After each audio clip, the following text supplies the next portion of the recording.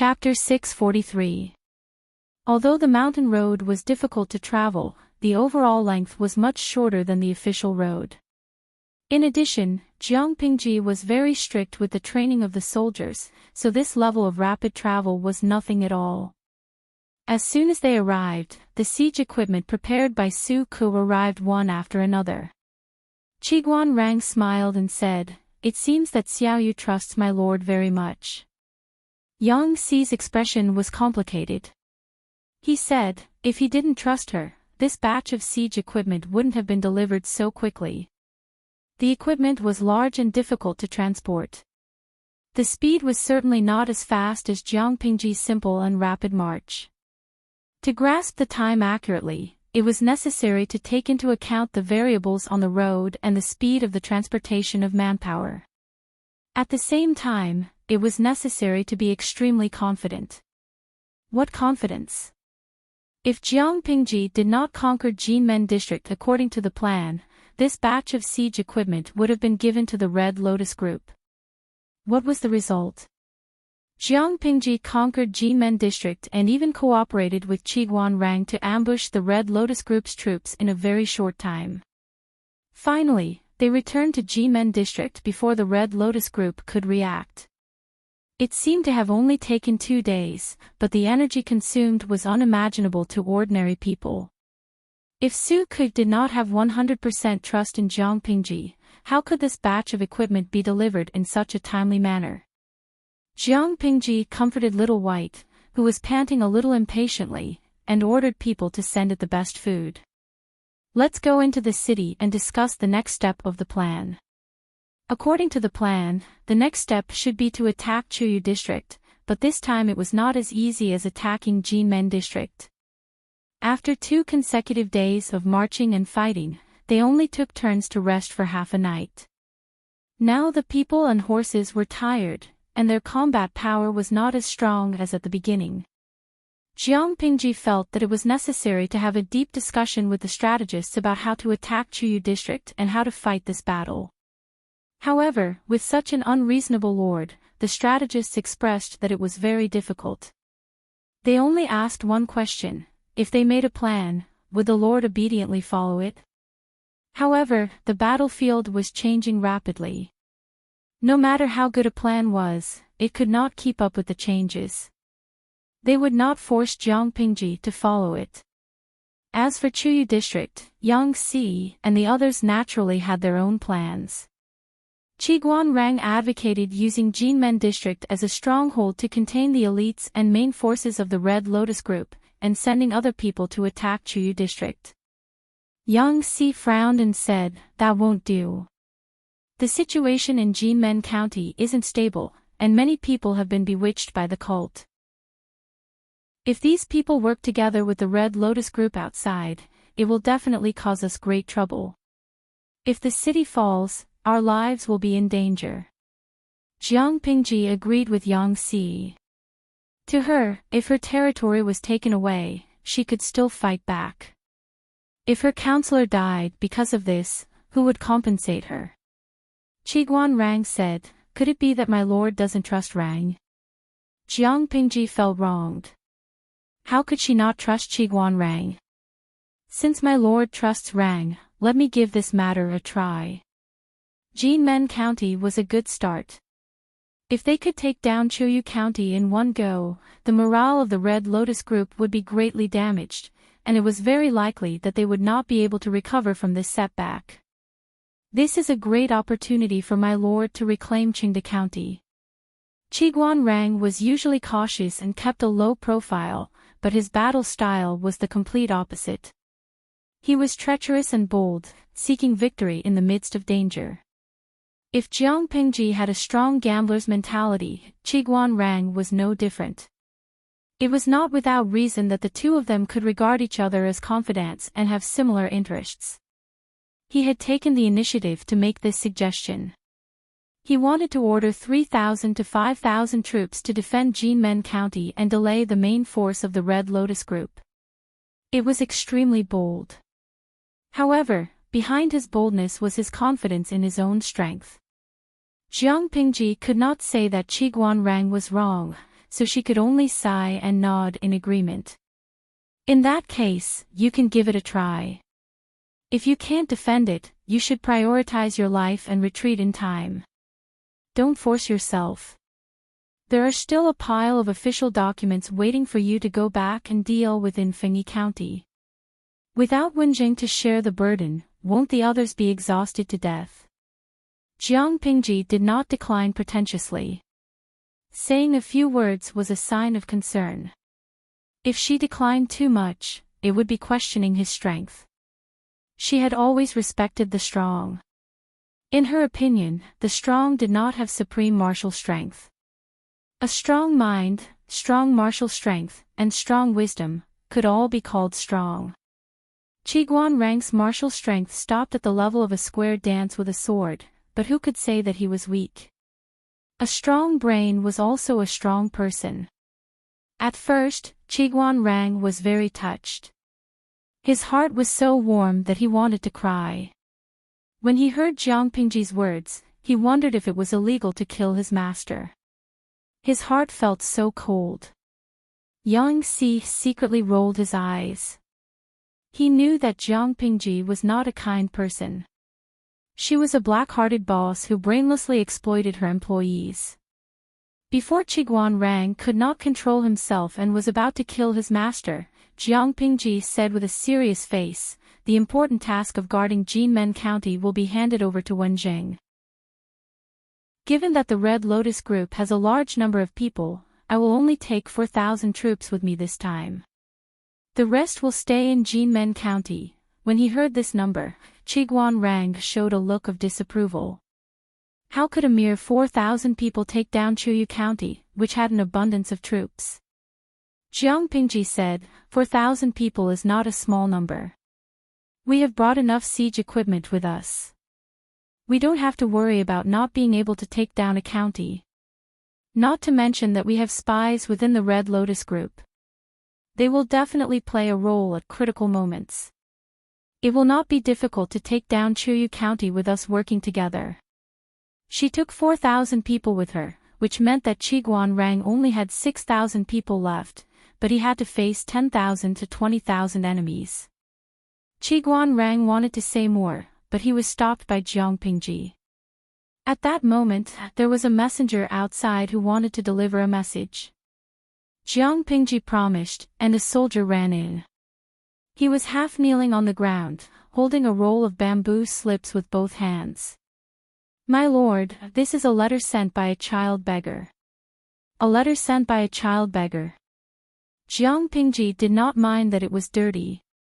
She picked up the roll of worn-out, gray bamboo slips and unfolded it. She was instantly amused. She asked, "Where is the child beggar now? Quickly bring him here." "What a good Enchui, you did a good job." The messenger said, "The child beggar is waiting outside the residence."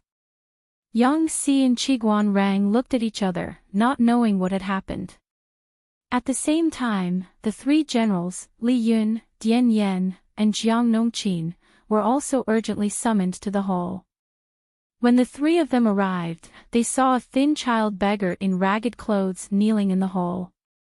His hair was unkempt and his face was dirty. Only his eyes were black and bright. Jiang Nongqin sat down in her seat silently. Dian Yan also did not say a word. Only Li Yun was slightly curious. "My lord, who is this person?" "A great hero," Jiang Pingji said with a smile. She ordered the child beggar to tell her everything in detail. The child beggar did not have stage fright. He spoke in an orderly manner. It turned out that after Jiang Pingji conquered the small town, Enchui found an excuse to leave Jinmen District and rushed to Red Lotus District. Why did he go to Red Lotus District? Naturally, it was to cooperate with Jiang Pingji and create opportunities for her. The leader of the Red Lotus Group boasted that he was a deity who had descended to the world to save the common people. In reality, he was wearing the skin of a deity to cheat the people of their money. He was extravagant and lascivious. He wanted nothing more than to monopolize everything. Since the loot was not distributed evenly, there would naturally be people who were unhappy. And Shui had given advice to the scholar several times, allowing the scholar to be in the limelight. The scholar deliberately suppressed Shui and did not let him appear in front of the leader of the Red Lotus group, but some people with ulterior motives noticed it. Chapter 644. Shui had always known that there was discord within the Red Lotus group. He had tried to understand it in depth, but at that time, he had no capital and could not win over anyone. He had been in the Red Lotus group for some time, but he could not climb to a higher position. Naturally, he could not investigate further. With Jiang Pingji's financial support, Shui was good at managing connections. He was like a tiger that had grown wings. Soon, he became a small leader that attracted much attention. The scholar asked him many times for advice and asked Shui to be the gunman. However, the scholar did not recommend Shui to the chief as he had promised. Instead, he suppressed him, intentionally or unintentionally. Shui did not care at first. He did not expect to attract a big fish. This big fish was the second in command of the Red Lotus group. He boasted of going through fire and water with the chief, but in the end, he could not compare to a villain who only knew how to flatter. He had always regarded the scholar as a thorn in his side. If that was the case, it would have been fine. However, the cult leader only cared about himself and did not even let his brother have a sip of the meat soup. This made the second in command extremely unhappy, and he bore a grudge against the scholar and the Red Lotus cult leader. The second in command wanted to pull the scholar down and replace the chief's position, but he never had the chance. Shui's appearance gave the second in command hope. He began to contact Shui in secret, repeatedly sowing discord between Shui and the scholar, and promised him a handsome reward. Shui was well aware of this, but he pretended to be deaf and dumb. He secretly tested the man's true intentions.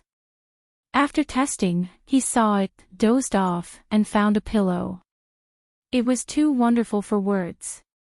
In the end, they hit it off and decided to stir things up. This beggar was the messenger that Shui had secretly sent to inform Jiang Pingji of an important piece of news in advance. Shui wanted to cooperate with the second in command. He would obey him on the surface and help him rebel against the chief of the Red Lotus group, luring them to move their troops out of Honglian district. When Honglian district's troops were empty, he would send reinforcements. Jiang Pingji could take advantage of this opportunity to enter Honglian district. When the scholar received news that the chief had been captured and imprisoned and hurriedly sent troops to stop the second in command, Jiang Pingji could turn around and attack Jinmen district. Finally, when the scholar and the second in command were almost done fighting in Chuyu district, she would take them down. Jiang Pingji listened to the beggar's narration and could not help but frown inwardly. She still wore an appropriate amount of joy on her face. She hadn't expected Shui to be such a drama queen. He was really good at playing as a three-faced spy. The livestream viewers listened for a long time, but they were still confused. It took them a long time to figure it out. Midsummer Mosquito Duo, the spectators are so shocked that their hands almost fell off. God and Shui's three-faced spy is really sneaky. Shivering Winter, although this plan sounds great, I'm still a little worried. Who knew if this Shui was really willing to help the host? If he wasn't a three-pronged spy, but instead played around with three sides and was only loyal to himself, then it would be terrible. Spring loves Sleepy, I saw the previous live stream. Shui and the host are in a cooperative relationship. There's no loyalty between them. His and the live stream's interests were aligned. Shui would only benefit if the host benefited, so the possibility of Shui scamming the host was very, very small. Chilly Autumn, I don't care who Shui is loyal to. The Oscars owe him a Best Actor award for his ability as a three-faced spy. Not only did the Oscars owe Shui a camp, but even Jiang Pingji couldn't help but want to double-click 666 to show her commendation. Although the Red Lotus group's level wasn't high, the thinking of a group of ruffians in the pugilistic world was quite strange. And Shui was able to accurately grasp their thoughts and next moves, seizing any opportunity that might benefit him. Such a person was indeed a talent. The beggar received his reward, and the strategist who had been listening at the side spoke. Qiguan Rang frowned. He had always been paranoid, and he didn't trust in Shui at all. Yang Si had had a brief encounter with Shui, and he also knew some things about him from Wei Ci. He was more optimistic about this plan. Qiguan Rang asked, "Can Shui be trusted?" Yang Si's lips curled into a faint smile, with a hint of scheming. He glanced at the goose feather fan in Qiguan Rang's hand and felt a chill run down his spine. He silently averted his eyes. It doesn't matter whether he's trustworthy or not. What's important is how much benefit my lord can gain from this. Even if Yang Si has ulterior motives, he can't shake my lord's foundation. My lord can sit on top of the mountain and watch the tigers fight. Watch as the Red Lotus group splits internally, fight and exhaust each other, and finally reap the benefits. However, Jiang Pingji would rather choose to start the war during the new year. She couldn't afford to waste time. Li Yun was confused by what he heard. After a while, he said embarrassedly, "Then, sirs, are we going to watch them kill each other?" Qiguan Rang raised his head and glanced at Li Yun. He said strangely, "Why wouldn't we take advantage of the situation?" Li Yun was speechless. Dian Yan pondered for a long time, deliberating his words over and over again. Only then did he speak cautiously. But if we follow this plan, I'm afraid we won't have enough manpower." Dian Yan's expression was slightly dispirited.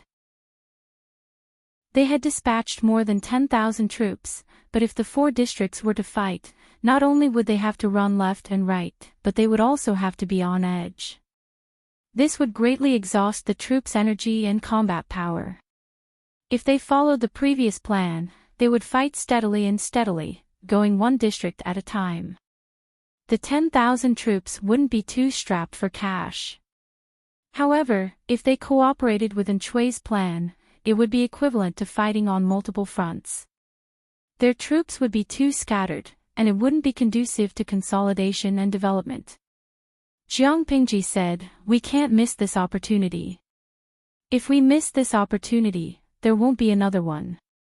Dian Yan's worries aren't without reason, so I plan to mobilize a portion of the new troops here to defend the city. This will more or less deter the Red Lotus Group's rascals. The Red Lotus Group wasn't afraid of Jiang Pingji because they felt that the latter's troops were too few. They could try to crush them. This was like a gang fight. A group of hooligans surrounded a martial arts master and wanted to gang up on him. Even if they knew that the opponent was a martial arts master, he was only one person. The hooligans would definitely be able to defeat him if they attacked together. What if the martial arts master wasn't one person, but 7 or 8? The hooligans would definitely be cautious and wouldn't dare to act rashly. Similarly, once Jiang Pingji began to increase the number of troops and the number of people, the Red Lotus Group would have to think twice if they wanted to make a move against her. Qiguan Rang lowered his eyes when he heard this. His lord had an eccentric habit. If the new recruits hadn't trained for enough time and reached a certain standard, she wouldn't easily let the new recruits join the battle. The chances of new recruits with insufficient experience and ability dying in battle were too high. To her, letting immature new recruits join the battle was tantamount to sending them to their deaths. Once she let the new recruits join the battle, it meant that she had already made up her mind to accomplish something. Yang Si smiled maliciously. "If we mobilize the troops, I'm afraid Zixiao and the rest will go crazy from exhaustion." Jiang Pingji continued, "Zixiao's health isn't good. No one will tire him out. Isn't there still Feng Zhen to hold the fort?" Wei Xia just had to do what he was supposed to do and dump the extra labor on Feng. Yang Si was surprised for a moment. There was something indescribably strange in his heart. Chapter 645. The viewers in the live stream room were all veterans who were used to big storms.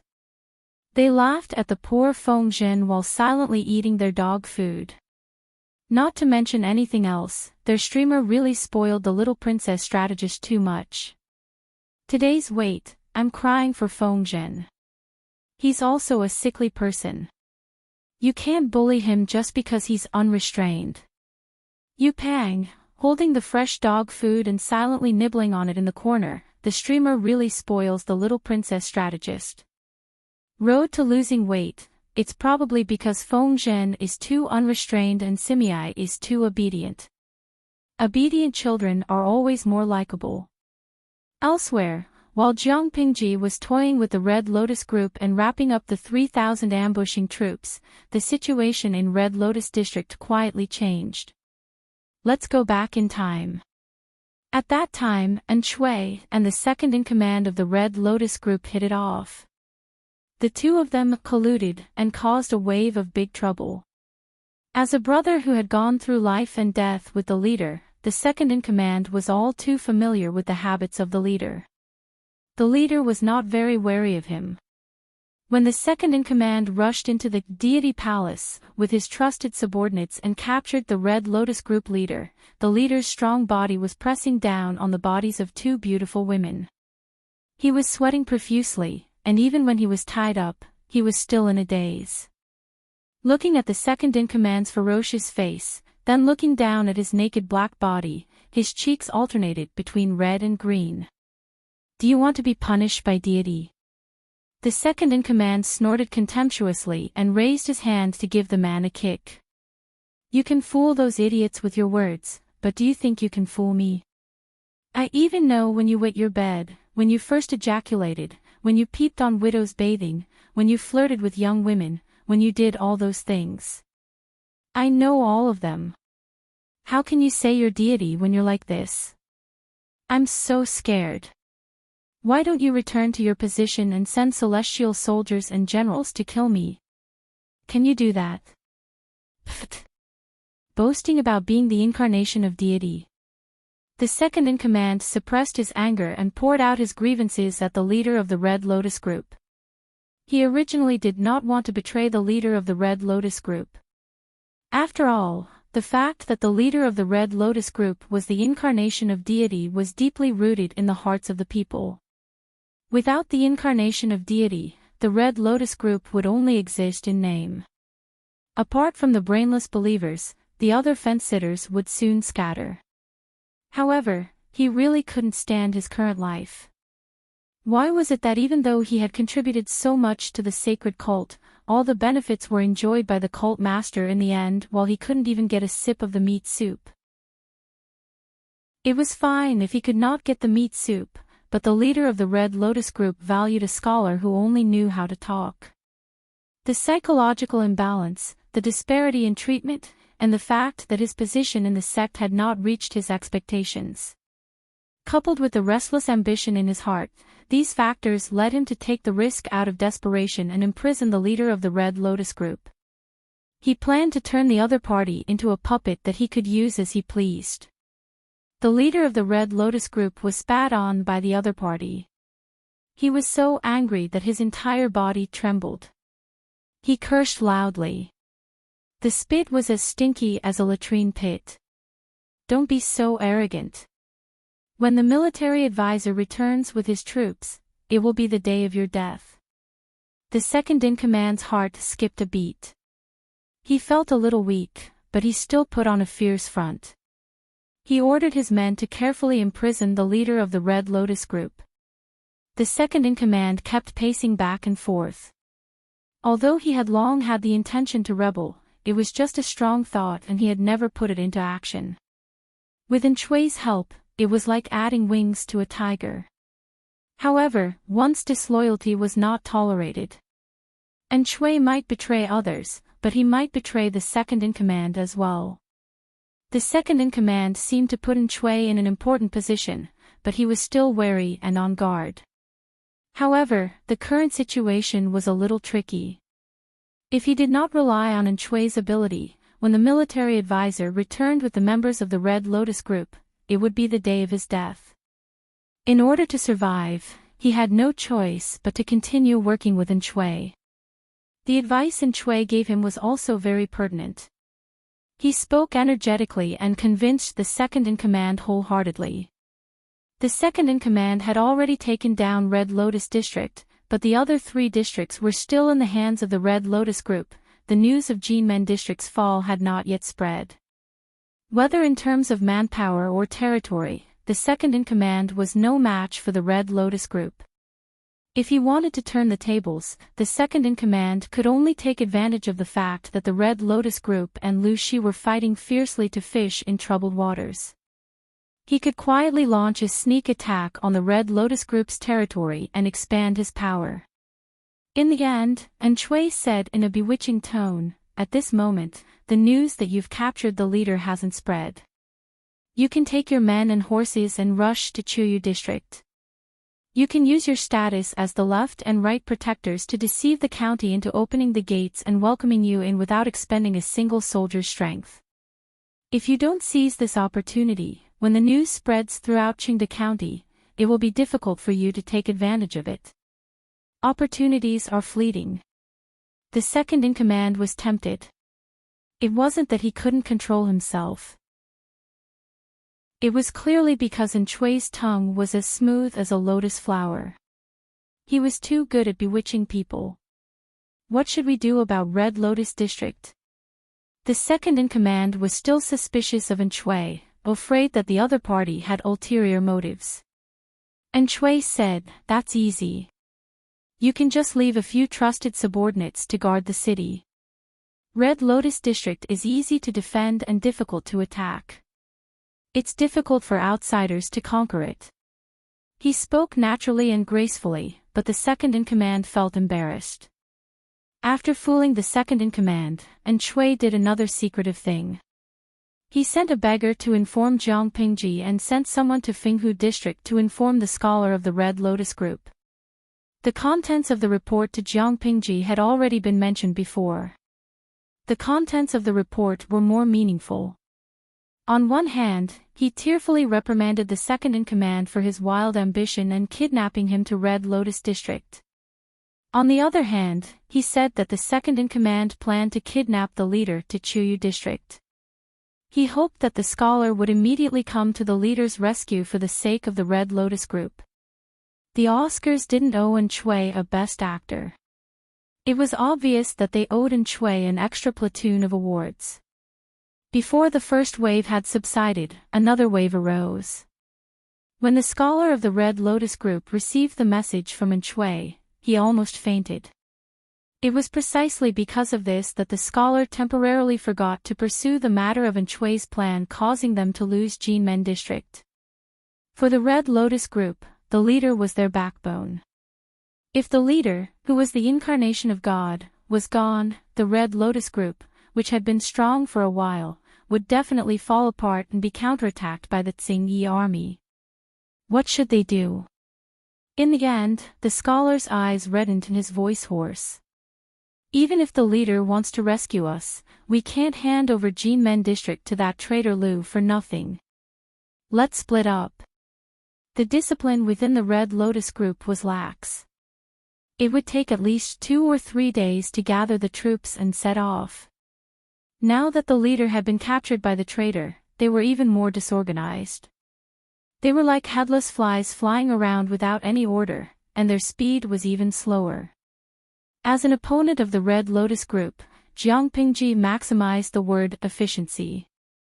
By the time the Red Lotus Group had sent half of its troops to attack Jinmen District, Jiang Pingji had already secretly brought people to Red Lotus District. The recruits who had been temporarily transferred over were already halfway there, just in time to outflank the forces of the Red Lotus Group attacking Jinmen District from the rear. In Jinmen District, Chiguan Rang was in charge, and his defense was impenetrable. The Red Lotus Group's repeated attacks were fruitless. Chapter 646. There was a saying that went, "I like it when you hate me to the bone, when you're gnashing your teeth but can't do anything to me." Well, it didn't seem out of place when used on Qiguan Rang and the Red Lotus group. Qiguan Rang kept a low profile, but that didn't mean he was low-key on the battlefield. On the contrary, he was quite flamboyant. When defending the city, the enemy couldn't get in. When attacking the city, it was impossible to guard against. Even though the military strength in the city was insufficient and there were many brainless believers who caused trouble, Qiguan Rang still managed to suppress the situation under such harsh conditions. With sufficient defense equipment and his command, the Red Lotus group didn't get within 100 meters of the city gate for 3 days in a row. Every time they cursed and attacked the city, the Red Lotus group could only leave behind hundreds or thousands of corpses. They looked at Jinmen district, which was crawling on the ground, and sighed. In less than 7 or 8 days, the situation in Qingde County had changed several times. First, Jinmen district fell into Jiang Pingji's hands. Then, Honglian district was conquered by the second-in-command of the Red Lotus group. After that, the rebel army of the Red Lotus group intended to encroach on Chuyu district. They used their identities as the left and right protectors of the Red Lotus group to deceive the guards into opening the city gate, killing them unexpectedly. They originally thought that the Red Lotus group and Lu Shi would each occupy one district in Qingde County, and the rebel army would occupy 2. Who would have thought that in just a day, the situation would undergo an earth-shattering change? Lu Shi conquered another city, and Honglian district was in his hands. Compared to Jinmen district, Honglian district was almost a piece of cake. The main reason was that Enchui had arranged for an informant to receive them. Although Enchui's sworn brother wasn't very cultured, he was smart and obedient. He obediently carried out Enchui's plan. On one hand, he got the leader of the city guards drunk in the name of a banquet, and on the other, he took the opportunity to bribe the guards at the city gate.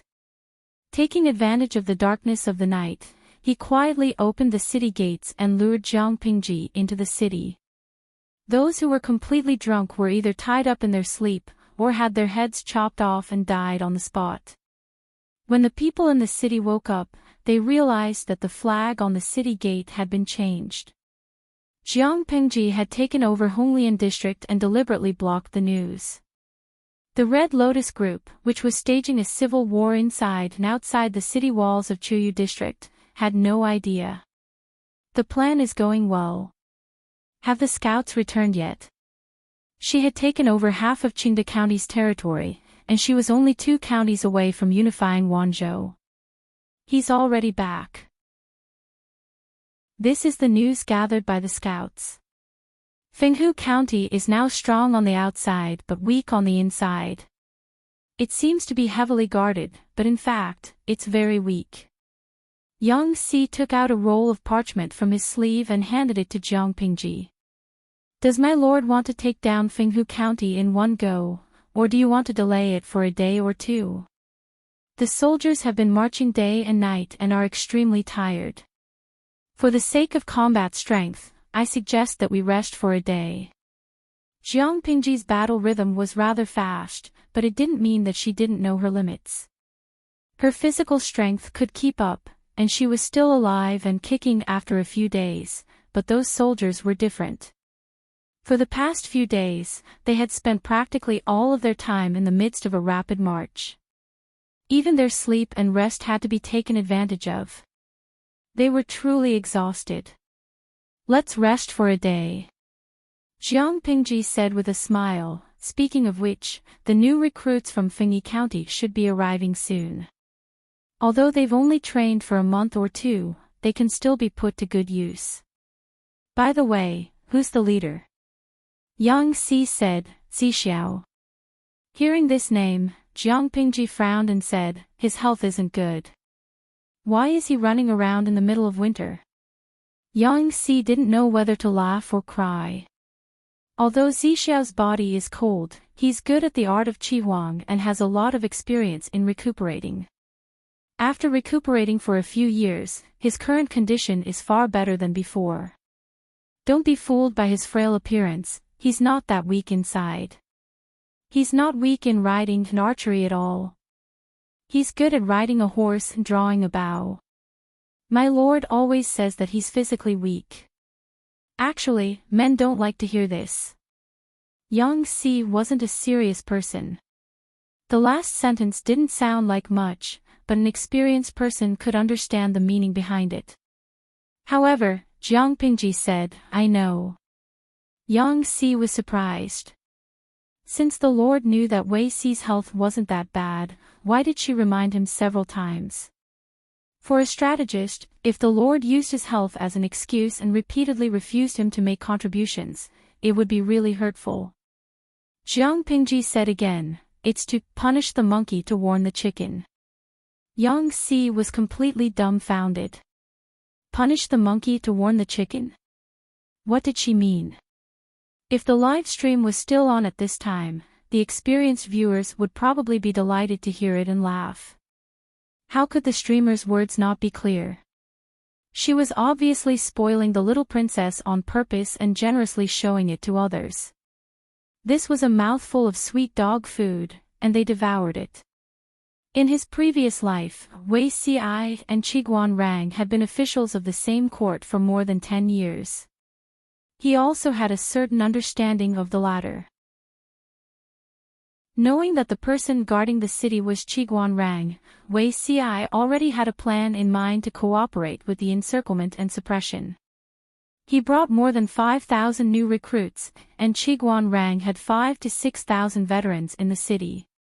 There were more than 10,000 people in total. The Red Lotus Group, which was shouting outside the city, had more than 36,000 people. Under Qiguan Rang's attrition, there were only slightly more than 30,000 left. If they attacked from the front and rear and caught them off guard, they might be able to defeat 30,000 enemies with just over 10,000 troops. Wei Si lowered his eyes and thought about it carefully. This plan was feasible. The Red Lotus Group was just a cult among the people. They lacked cohesion, and with Jiang Pingji's several blows, their morale had fallen to rock bottom. They did not have the determination to fight to the death.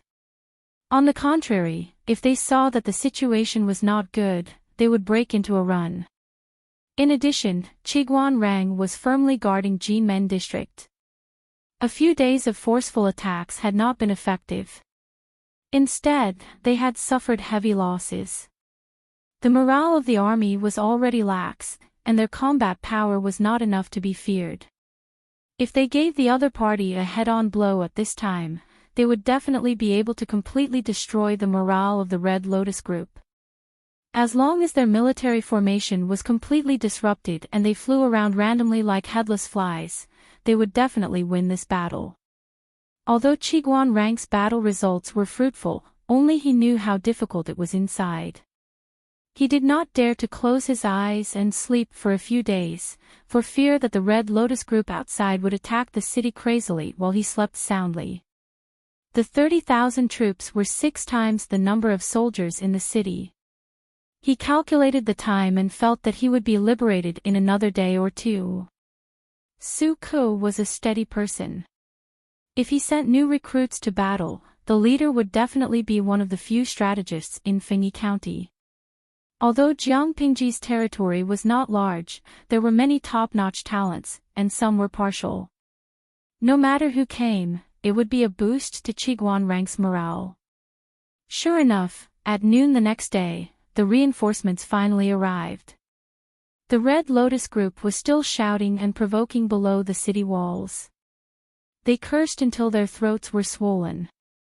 In the end, they could not wait any longer and chose to attack. Qiguan Rang stood on the city wall and looked into the distance. He vaguely saw that there was an unusual movement behind the Red Lotus Group's army. His eyes were filled with warmth. In order to show their strength and reduce the threat of the ballistae on the city wall, the Red Lotus Group had deliberately set up a large battle formation. However, this had also caused a certain delay in the transmission of their information. It was not until the sand and dust were flying in the air behind them, the shouts of killing shook the heavens, and the casualties were heavy that the Red Lotus group at the front realized that something was wrong. At this moment, Chiguan Rang sneered. Chapter 647. The flames of war spread and dust flew everywhere. The war drums rumbled like thunder, and murderous shouts resounded through the heavens. The Red Lotus group had suffered several setbacks.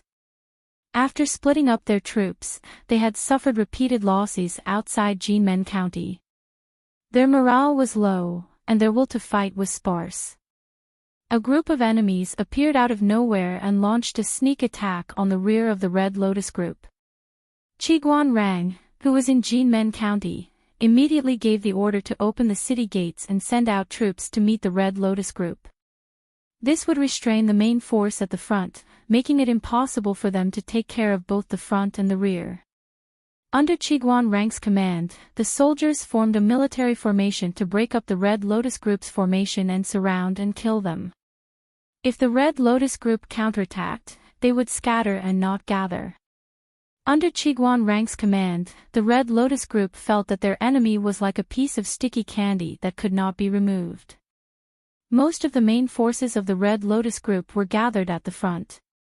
Chiguan Rang stuck to them like a piece of candy, making it difficult for them to turn around and return to support the rear. Compared to Chiguan Rang's roundabout gentleness, Wei Ci appeared firm and decisive.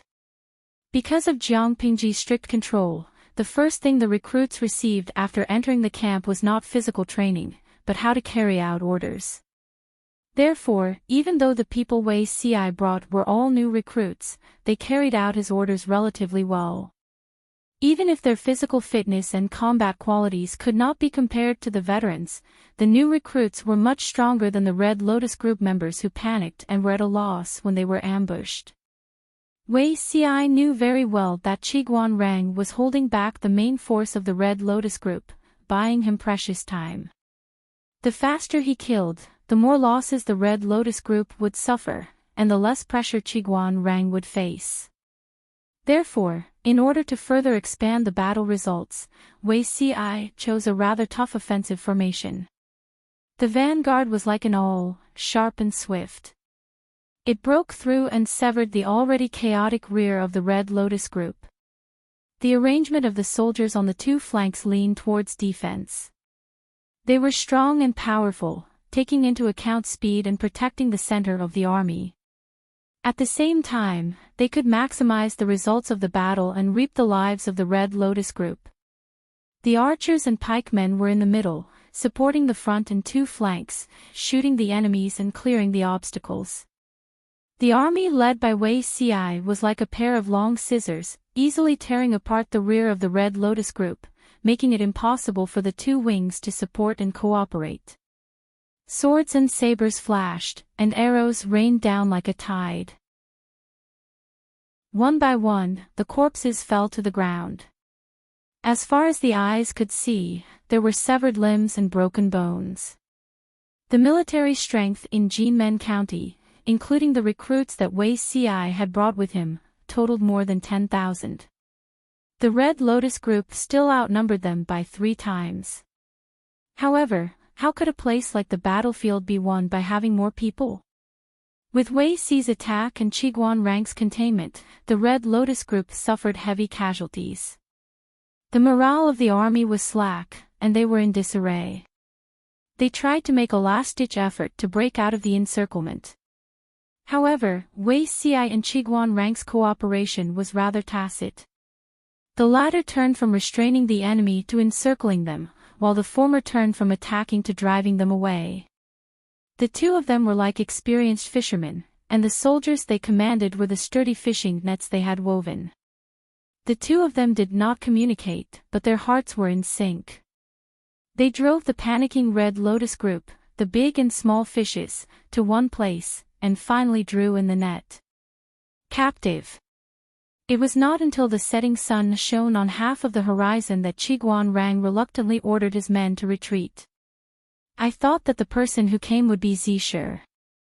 Although Feng Zhen was a prodigal son and did not have a good relationship with Feng Jin, Su Ku, and the others, Qiguan Rang quite admired this guy. According to his temperament and style, he was quite suitable to lead the recruits to support Jinmen County. He had never expected that the last person to arrive would be Wei Ci. Thinking about Wei Ci's usual style, it was very different from his style on the battlefield just now. Qiguan Rang could not help but re-examine this gentle and weak colleague.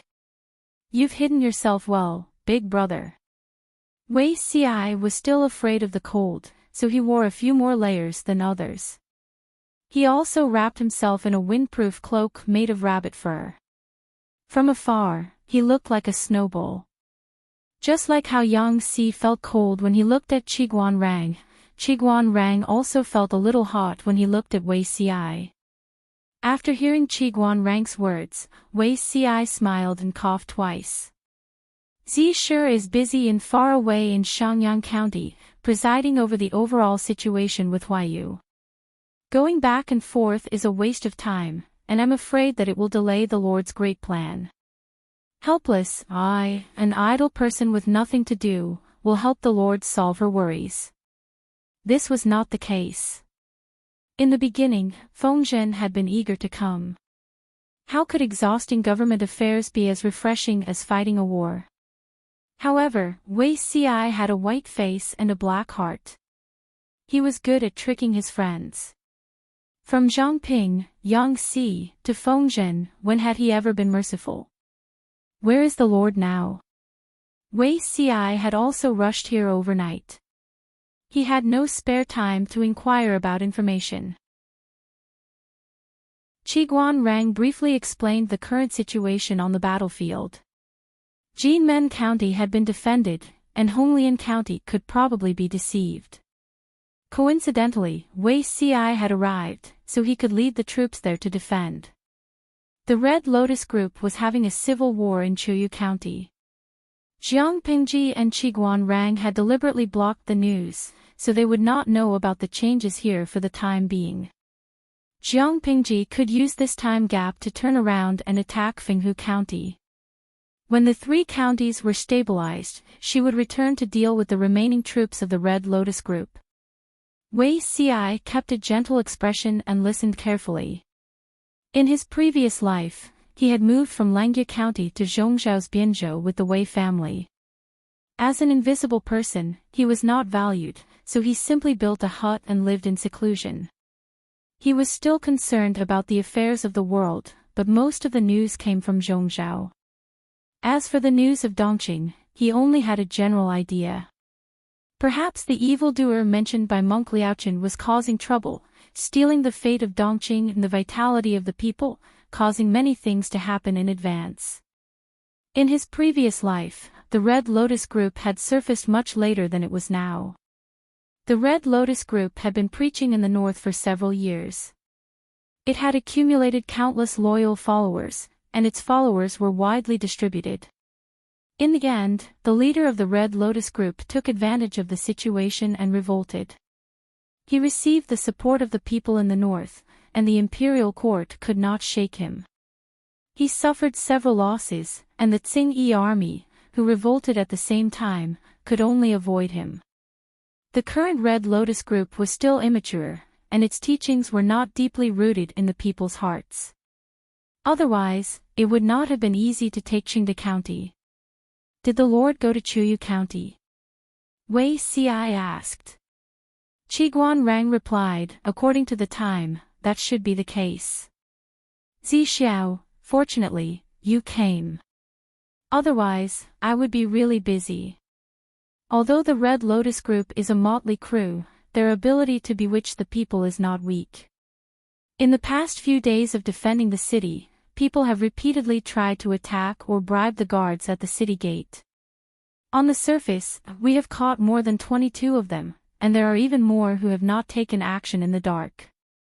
Wei Ci rubbed his eyebrows. It's best not to keep these stubborn followers around, lest they spoil our plans. A rat's droppings can spoil a whole pot of porridge. Who knows when these foolish people, whose brains have been brainwashed, will cause a disaster. The Red Lotus group should indeed be eliminated. Thinking of his previous life, Wei Xi's expression became inexplicably gloomy. There was a hidden murderous intent in his eyes, and even his gentle face turned cold. Understanding the meaning of Wei Xi's words, Qiguan Rang frowned slightly. Chapter 648. In Wei Xi's previous life, when Her Majesty established the Jiang dynasty, there was constant turmoil in the early days of the country's founding. There were natural disasters everywhere, and the remnants of the Red Lotus group took the opportunity to stir up trouble and revive. Although they did not cause much damage, they brought a certain gray haze to the new dynasty and made people panic. There were even some bold rebels who spread rumors that the Empress was a temptress, and they even tried to assassinate her several times. Even the death of His Majesty had something to do with the Red Lotus group if one got to the bottom of it. Every time he thought of this, Wei Xi felt that he could not control his emotions. But Qiguan Rang was slightly hesitant. Wei Xi's thin lips parted slightly, and there was a tinge of coldness. The battlefield is chaotic, and the rebels intend to open the city for the Red Lotus group. Isn't it normal for the troops to die in the chaos? If they did not deal with such unstable people as soon as possible, were they supposed to stay for the new year? Qiguan Rang had wanted to leave them for Jiang Pingji to deal with, but Wei Xi's words made sense. The more unstable elements were left, the more risks there would be. It was better to eliminate them completely. Wei Xi thought of something and said, "Previously, my lord promised Enchui that after the war, she would give him 10% of his wealth and manpower. Wenzheng has already screened the captives. Keep the useful ones. It's better to get rid of the others who are stubborn and extreme." Wei Xi did not want Jiang Pingji to get involved in something as damaging as killing captives. It was better to leave this to Enchui. Based on Enchui's abilities and the Red Lotus group's suicidal style, the latter would definitely step on the former's bottom line. When Enchui was done with this group of people, what awaited the Red Lotus group would be killing the donkey after it had outlived its usefulness. Wei Xi did not feel the slightest pain in his conscience to leave this hidden danger to Enchui. Qiguan Rang keenly noticed that Wei Xi had stressed the words stubborn and extreme. When choosing captives, most of them were strong, young, and healthy. The old, weak, sick, and disabled were not considered. But Wei Xi had made his attitude clear: he did not want those with ideological problems. Their physiques and limbs were in good condition instead. This abnormality made Qiguan Rang curious, but it also made him a little more vigilant. Wei Xi knew that Qiguan Rang was suspicious, so he explained, the teachings of the Red Lotus group were inherited from a certain evil cult during the period of the 16 kingdoms. Wenzheng is well-read, so he naturally knows how many evil cults caused trouble in the early days of the Great Xia dynasty's unification of the 16 kingdoms. They had risen from the ashes several times, fanned the flames, instigated the common people, and caused chaos. They had to guard against the Red Lotus group. If there's something wrong with your brain, don't take them. This reason could indeed convince Qiguan Rang. Let's not talk about the distant lands. Just the Buddhism and Taoism, which were now on equal footing, had believers all over the 5 countries. The Red Lotus group could not be compared to these 2 giants. However, the 3 were all religions, and they could vaguely see each other's shadows. Although Buddhism and Taoism were not forces in the traditional sense, their influence on the general trend of the world could not be ignored. If the Red Lotus group could have such a large number of believers and incite trouble everywhere, it would indeed be quite annoying. Qiguan Rang nodded in agreement. All right, I'll remember this. This battle could be considered an unprecedented victory. There were a total of more than 23,000 captives. The others were either killed on the spot or died from serious injuries. Those who were still breathing were transported to the military base for treatment. The women's camp temporarily transferred a large number of people, but they were still very busy. Qiguan Rang sent people to clean up the battlefield, clean up the corpses, search for those who were still breathing, and retrieve the arrows that could still be used. Although his lord was a local tycoon, fighting a war was too costly. He had to save as much as he could. In the following days, the busiest place would probably be the medical district. Those with superficial wounds would be fine after they were cleaned and bandaged. After their injuries were healed, they would be able to jump around and receive military merits. Those with broken hands and feet, abdominal cavities opened by barrels, broken bones embedded in internal organs, and large pieces of flesh cut off. The doctors could do nothing about such serious injuries. They could only do their best. Whether the patients lived or died was up to fate. There were also some who could not endure it and died from the pain. In fact, the large number of casualties did not occur on the battlefield, but after the war. Too many people died from serious injuries. Even if they survived, if the wound came into contact with dirt during the healing period, it would easily fester, making the wound unable to heal, and they would die. Fortunately, it was still winter. The temperature was not that hot and humid, and the probability of the wound becoming inflamed and festering was greatly reduced. However, the death rate was still higher than the survival rate. On the other side, Jiang Pingji ordered people to rest for a day before setting out to attack Fenghu County according to the plan. Coincidentally, the day before the attack on Fenghu County was the New Year's Day. Before setting out, Jiang Pingji had already ordered people to buy enough pigs and sheep from the people with money or rice grains of the same amount. On the day of the New Year's Day, the soldiers in charge of the kitchen slaughtered the pigs and sheep. The pig's blood was collected and condensed into blood clots, which were prepared to be used as food. The internal organs were processed and the stench was removed. They were cooked with ingredients and spices and made into cooked dishes. The pig bones were boiled into a thick white bone soup. The soup base was spices. The smell of the bone broth was so strong that it could almost drift into Fenghu County. As for the other pork and mutton, the various parts were divided. Some were directly boiled in plain water, while some were added with black fungus and stewed into a pot of stew. Just looking at the color made people salivate. Dry fried pork ribs with salt and pepper, dry fried pork shreds, kung pao pork cubes, or cut the pork into minced meat and wrapped it into meat buns. In addition to these, there was also some raw meat and cut bamboo sticks. The soldiers could skewer the meat themselves and roast it over the fire. As for the rice prepared by the kitchen, it was cooked with the meat broth that had been prepared beforehand. It's the Children's Day. Everyone, eat to your heart's content. Those were Jiang Pingji's original words. The march was tough, but such a sumptuous meal was rare even during the New Year. The soldiers formed groups of 3 to 5 and ate their New Year's Eve dinner around the bonfire. There was a rack on the bonfire and a pot was hooked. In the pot, all kinds of mountain products and meat pieces were cooked. The fresh and tender soup made a gurgling sound. When the hot soup and rice entered the stomach, the whole person felt warm. In contrast, Fenghu County was deserted. There were strong troops stationed outside the city. Even though it was New Year's Eve, almost no one celebrated.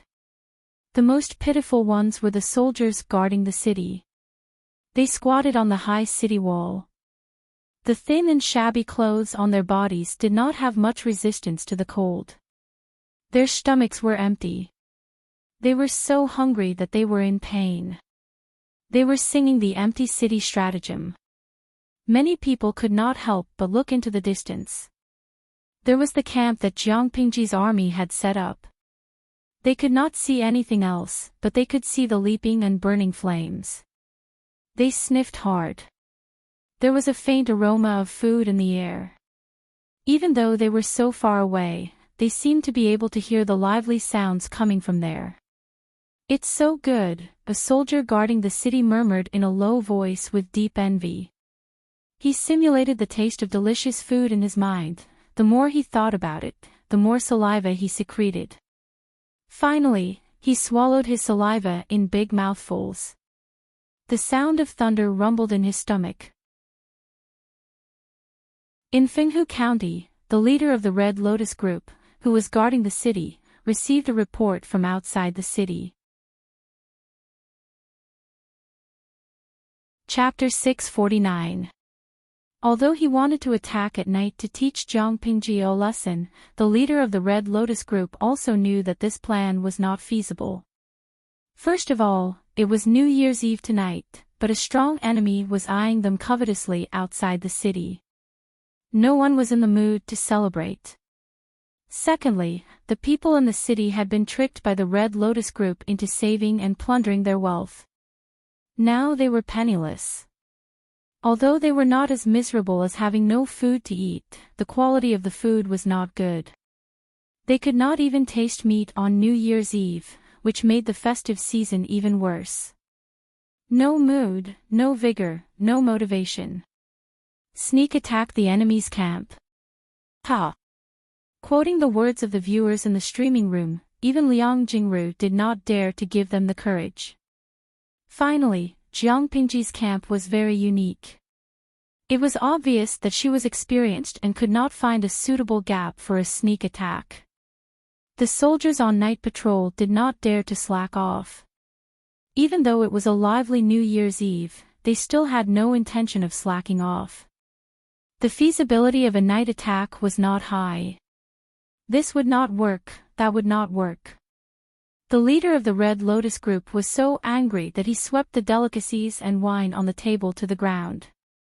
Jiang Pingji dared to delay the attack for a day, so she was naturally not afraid of their night attack. If they dared to come over, she would kindly accept. Alcohol was prohibited in the military camp.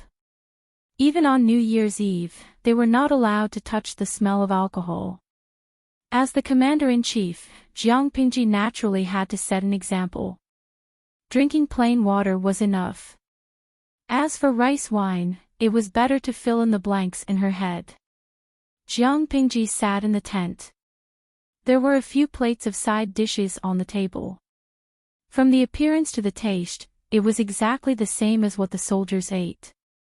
From the beginning of the New Year's Eve dinner, the viewers in the streaming room uniformly sent Jiang Pingji New Year's blessings. Since the start of the streaming room, many viewers had developed feelings for her by following the stream.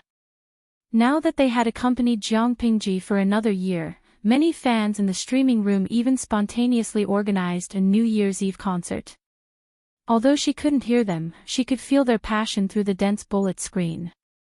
Looking at the lively streaming room, then looking at the cold commander's tent, she could not help but sigh. This new year is really miserable. Thinking back to last year, we should be eating barbecue and hot pot around the long table by now. Jiang Pingji ate until she was half full. The taste of the big pot was just a so-so. For someone who was used to eating delicacies, it was definitely difficult to swallow, but she was not picky. She ate it all with a normal expression, and there was not a single grain of rice left in the ceramic. I really do not want war during New Year, Yang Si deeply agreed. As a picky foodie, cutting off his delicacies was the same as cutting off one's addiction. When the addiction kicks in, how uncomfortable would it be without hanshi powder? Just ask Feng Zhen, who was weeping after giving up. During the New Year's Eve dinner, Yang Si and Yan Yan sat on either side of the table. Jiang Nongqin was left in Honglian County to hold the fort, so she was not in the tent. Yang Si said with a smile, "Only when there is a comparison can one know who is better. My lord, why don't you think about the thieves in Fenghu County? Maybe your mood will be much better." Jiang Pingji rested her chin on her hand. By the way, will they attack the camp in the middle of the night?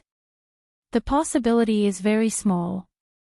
Yang Si said firmly, "Even so, for the sake of prudence, we still have to strengthen the patrolling and defense of the camp. Setting up a camp was a skill.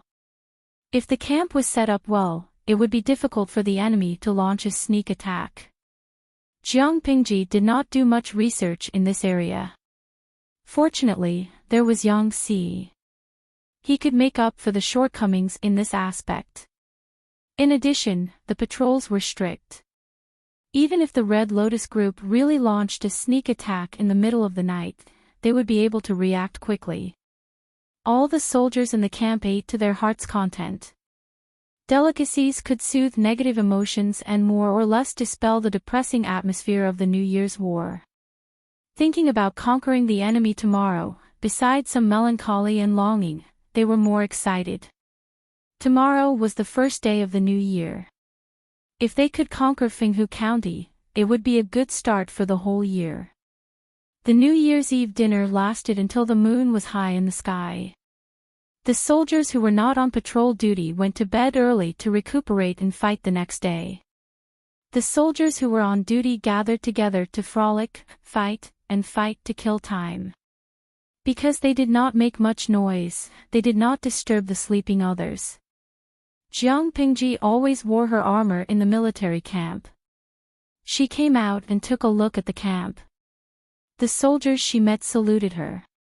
After inquiring about the situation everywhere, Jiang Pingji walked to the front of the camp and looked at the shadow on the ground in the distance. It was like a giant beast. She knew that it was Fenghu County. After conquering Fenghu County and then Choyu County, Wanzhou would completely become her territory. She had just taken the first step on the road to hegemony. She meditated and calmed the complicated emotions in her heart. While she meditated and cultivated, she sorted out the clues in her mind and reorganized the plan to unify the world. Not long after, she heard footsteps behind her. She knew who it was at first glance. Jing Rong. She spoke in a declarative tone. Yang Si said, "I saw my lord leave the commander's tent just now and come here alone. Do you miss your family?" Jiang Pingji let out an "ah" and was puzzled. "Why would I miss my family?" Yang Si choked. He thought that Jiang Pingji was young and that she was alone in a faraway place during the New Year's Eve. Looking at the lively scene around her, it might arouse the young man's longing for his family. He came over to be quite a considerate brother, but why didn't he follow the script? Understanding what Yang Si meant, Jiang Pingji did not know whether to laugh or cry. "I'm an adult, not a 3-year-old child." It was Yang Si's turn to be dumbfounded. "Then my lord is now." Her eyes were firm. "I'm meditating and sorting out the plan. After we take down Qingde County, we'll take a short break and go to rescue the king." Rescue the king. I don't know how many heroes we'll meet then. Whether they're enemies or allies, we'll be invincible if we know ourselves and our enemies. Yang Si responded with an "oh" and was slightly embarrassed. Just as he was about to find an excuse to leave so as not to disturb Jiang Pingji's thoughts, his lord raised a very strange question. "Jing Rong, I had a strange dream last night. I dreamed that a hen crowed and heralded the dawn." Yang Si frowned. "A hen heralding the dawn? Isn't this a woman usurping the dawn? It's a sign of disaster. However, the dream is strange and doesn't count." He was a little worried. Did the Lord think that the dream was ominous and that there would be changes in the battle tomorrow? Don't be superstitious. A woman usurping the dawn. People often use this as a metaphor for a woman usurping power and creating chaos in the world. It's a bad omen. Jiang Pingji said and lowered her eyes. "What do you think of this?" Yang Si was surprised. How did the topic turn to this? He was also a rebellious person. His thoughts were very different from the literati of the time. He said, "In my opinion, a woman usurping the dawn and a woman in power are still different. The crow of a hen is against the natural order and common sense, but it's not the case for a woman in power. Looking at the 16 countries and the previous dynasty, it's not like there haven't been women in power and being officials for hundreds of years. If a woman usurps the dawn, it's an insult to the ancestors. There was a period of time in the previous dynasty when women were officials and were in power. However, as times changed, the atmosphere became more and more rigorous and harsh. The narrow term, "a woman usurping the dawn," was recognized by more and more people. More people felt that it was ridiculous for a woman to be in power. It was like a woman usurping the dawn. Jiang Pingji smiled and said, "What if a woman becomes the emperor in the world? Do you think it's normal?" Yang Si had a strange expression on his face. His lord was not only ambitious, but her confidence was also rare in the world. He smiled and asked quietly, "Listening to what you mean, my lord, do you want to pass the throne to your daughter after you become the emperor? It's not necessarily impossible." Chapter 650. Not necessarily. This was probably the funniest joke Yang Si had heard in a while.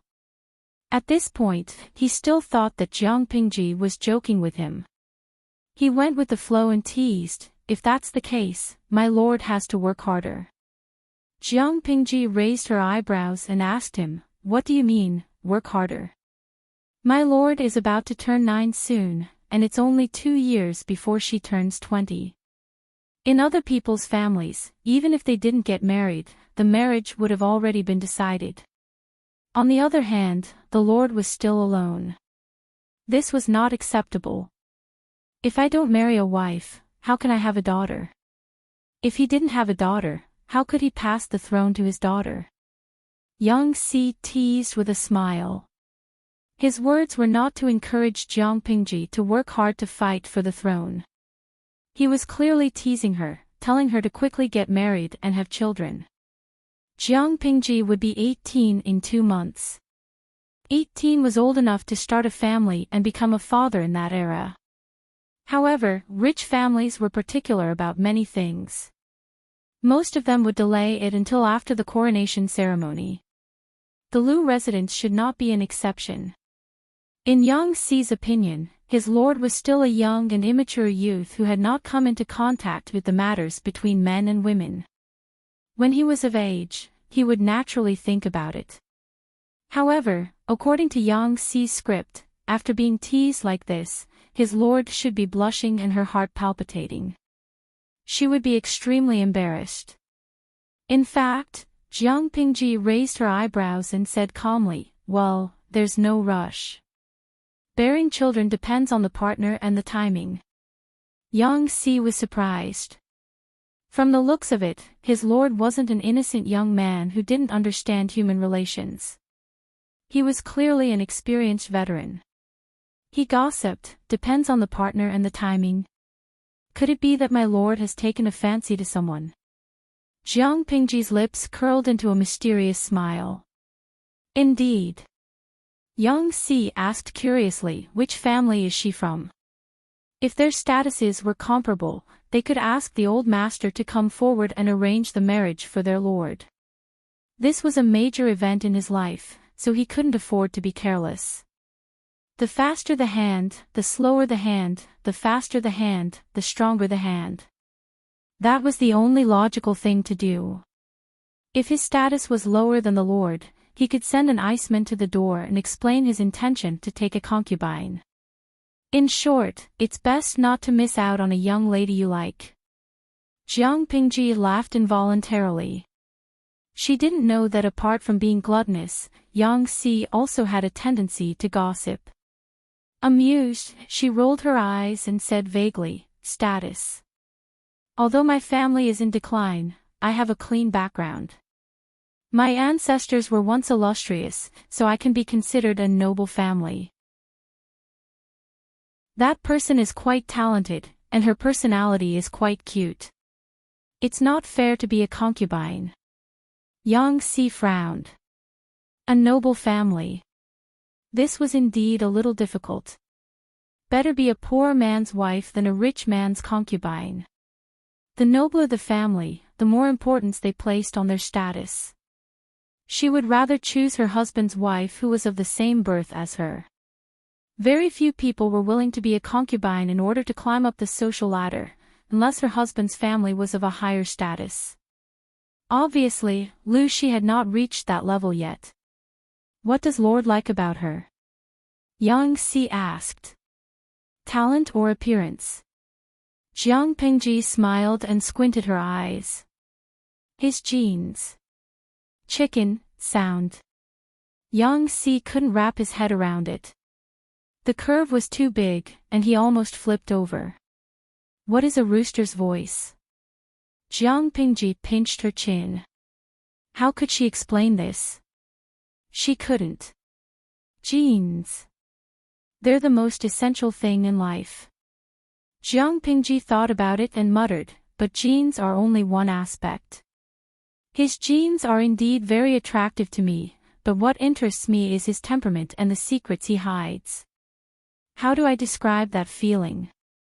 He's obviously full of loopholes, and it's no different from burying his head in the sand, but he still stubbornly wants to hide it. He looks so cute. Yang Si was dumbfounded. He could understand every word that his lord said, but when they were put together, he couldn't understand them. Jiang Pingji concluded. He's easy to bully. I like to bully him, but he's tolerant and doesn't do anything. What I like can only be mine. Yang Si was so shocked that he couldn't speak. After a while, he broke out in laughter. Lord, if you really like the young lady, you can't do this. It's easy to scare her.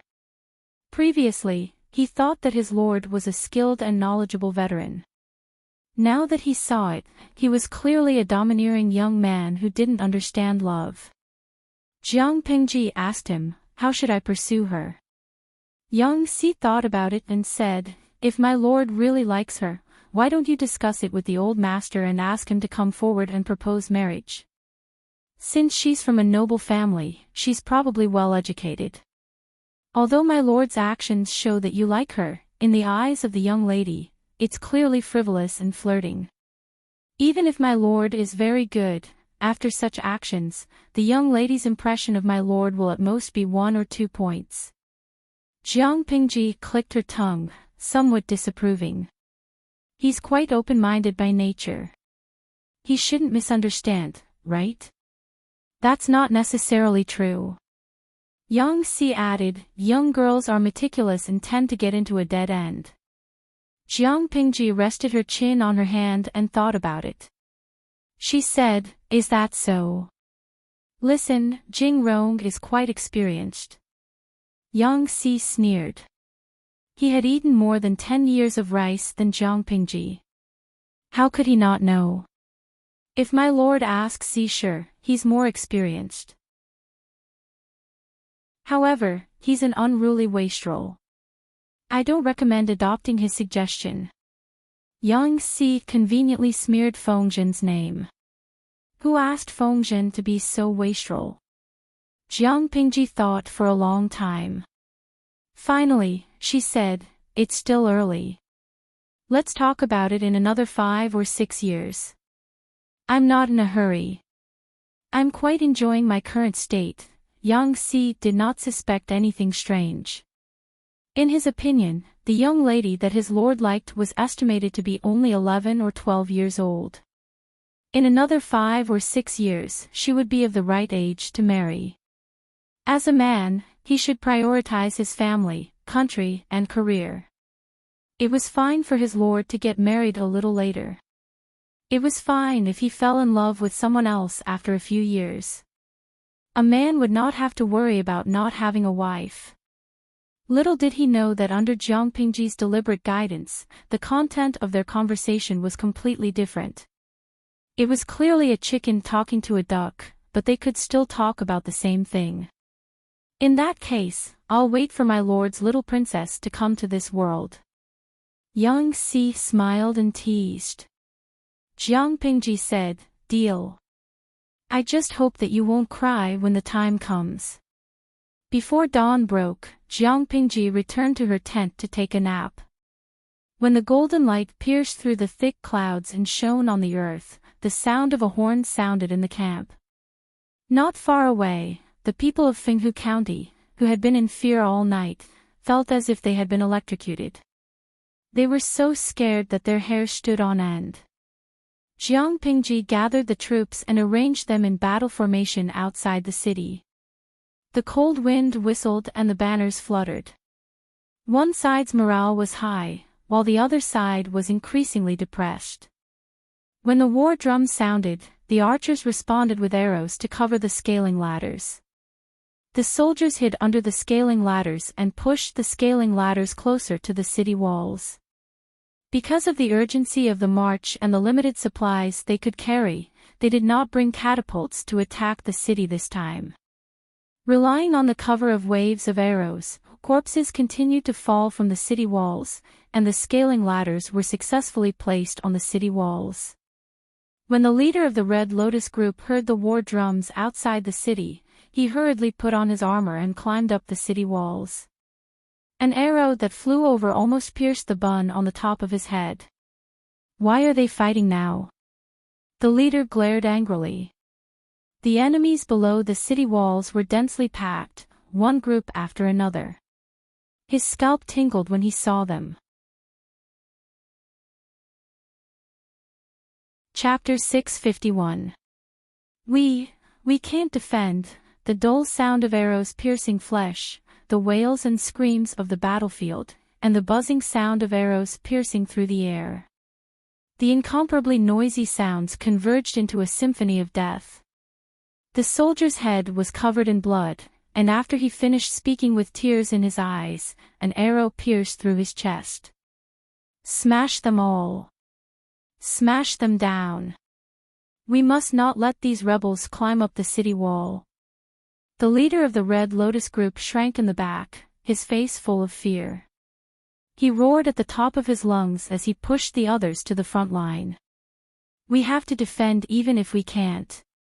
Whoever dares to retreat will be killed. The best way to deal with enemies climbing the ladders was to use heavy objects or sharp weapons to hit their vital points or hands. The defending side did not even need to kill them on the spot. They only needed to get them down from the ladders.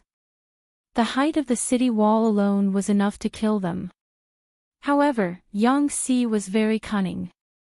He let the soldiers carry thick shields and pretend to climb the ladders. They did not need to climb too high. They only needed to climb halfway to lure the Red Lotus group on the city wall. When they attacked the soldiers climbing the ladders with stones or other sharp weapons, the archers below the city wall would specifically shoot at those soldiers. The war drums were like thunder.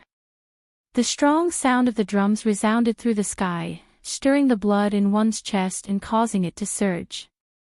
Jiang Pingji rode on Little White's back. Her red clothes and silver armor were particularly conspicuous under the sun. She frowned and said, Jing Rong, although your lord has some spare money, I'm not as rich as a country. Can you be more diligent and thrifty? The arrows were not endless. From her point of view, every wave of arrows that were shot out was like shining silver.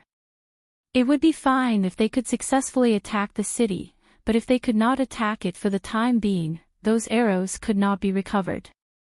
Even if some could be recovered after cleaning up the battlefield, the arrows would also be used up. Every time they fought, they would lose 10 to 20% of their arrows. It was so expensive that it hurt. Yang Si smiled and said, wait a little longer. When their morale has completely collapsed, this city wall of a few feet will be easily breached. Jiang Pingji secretly rolled her eyes. She clamped Little White's belly. Go! Little White roared and rushed to the battlefield at the speed of lightning.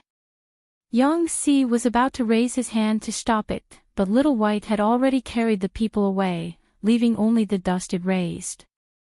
As they galloped, Jiang Pingji removed the bow and arrow from the back of the horse. For this bow, pulling the bowstring to a full moon would require more than 2 stones of strength.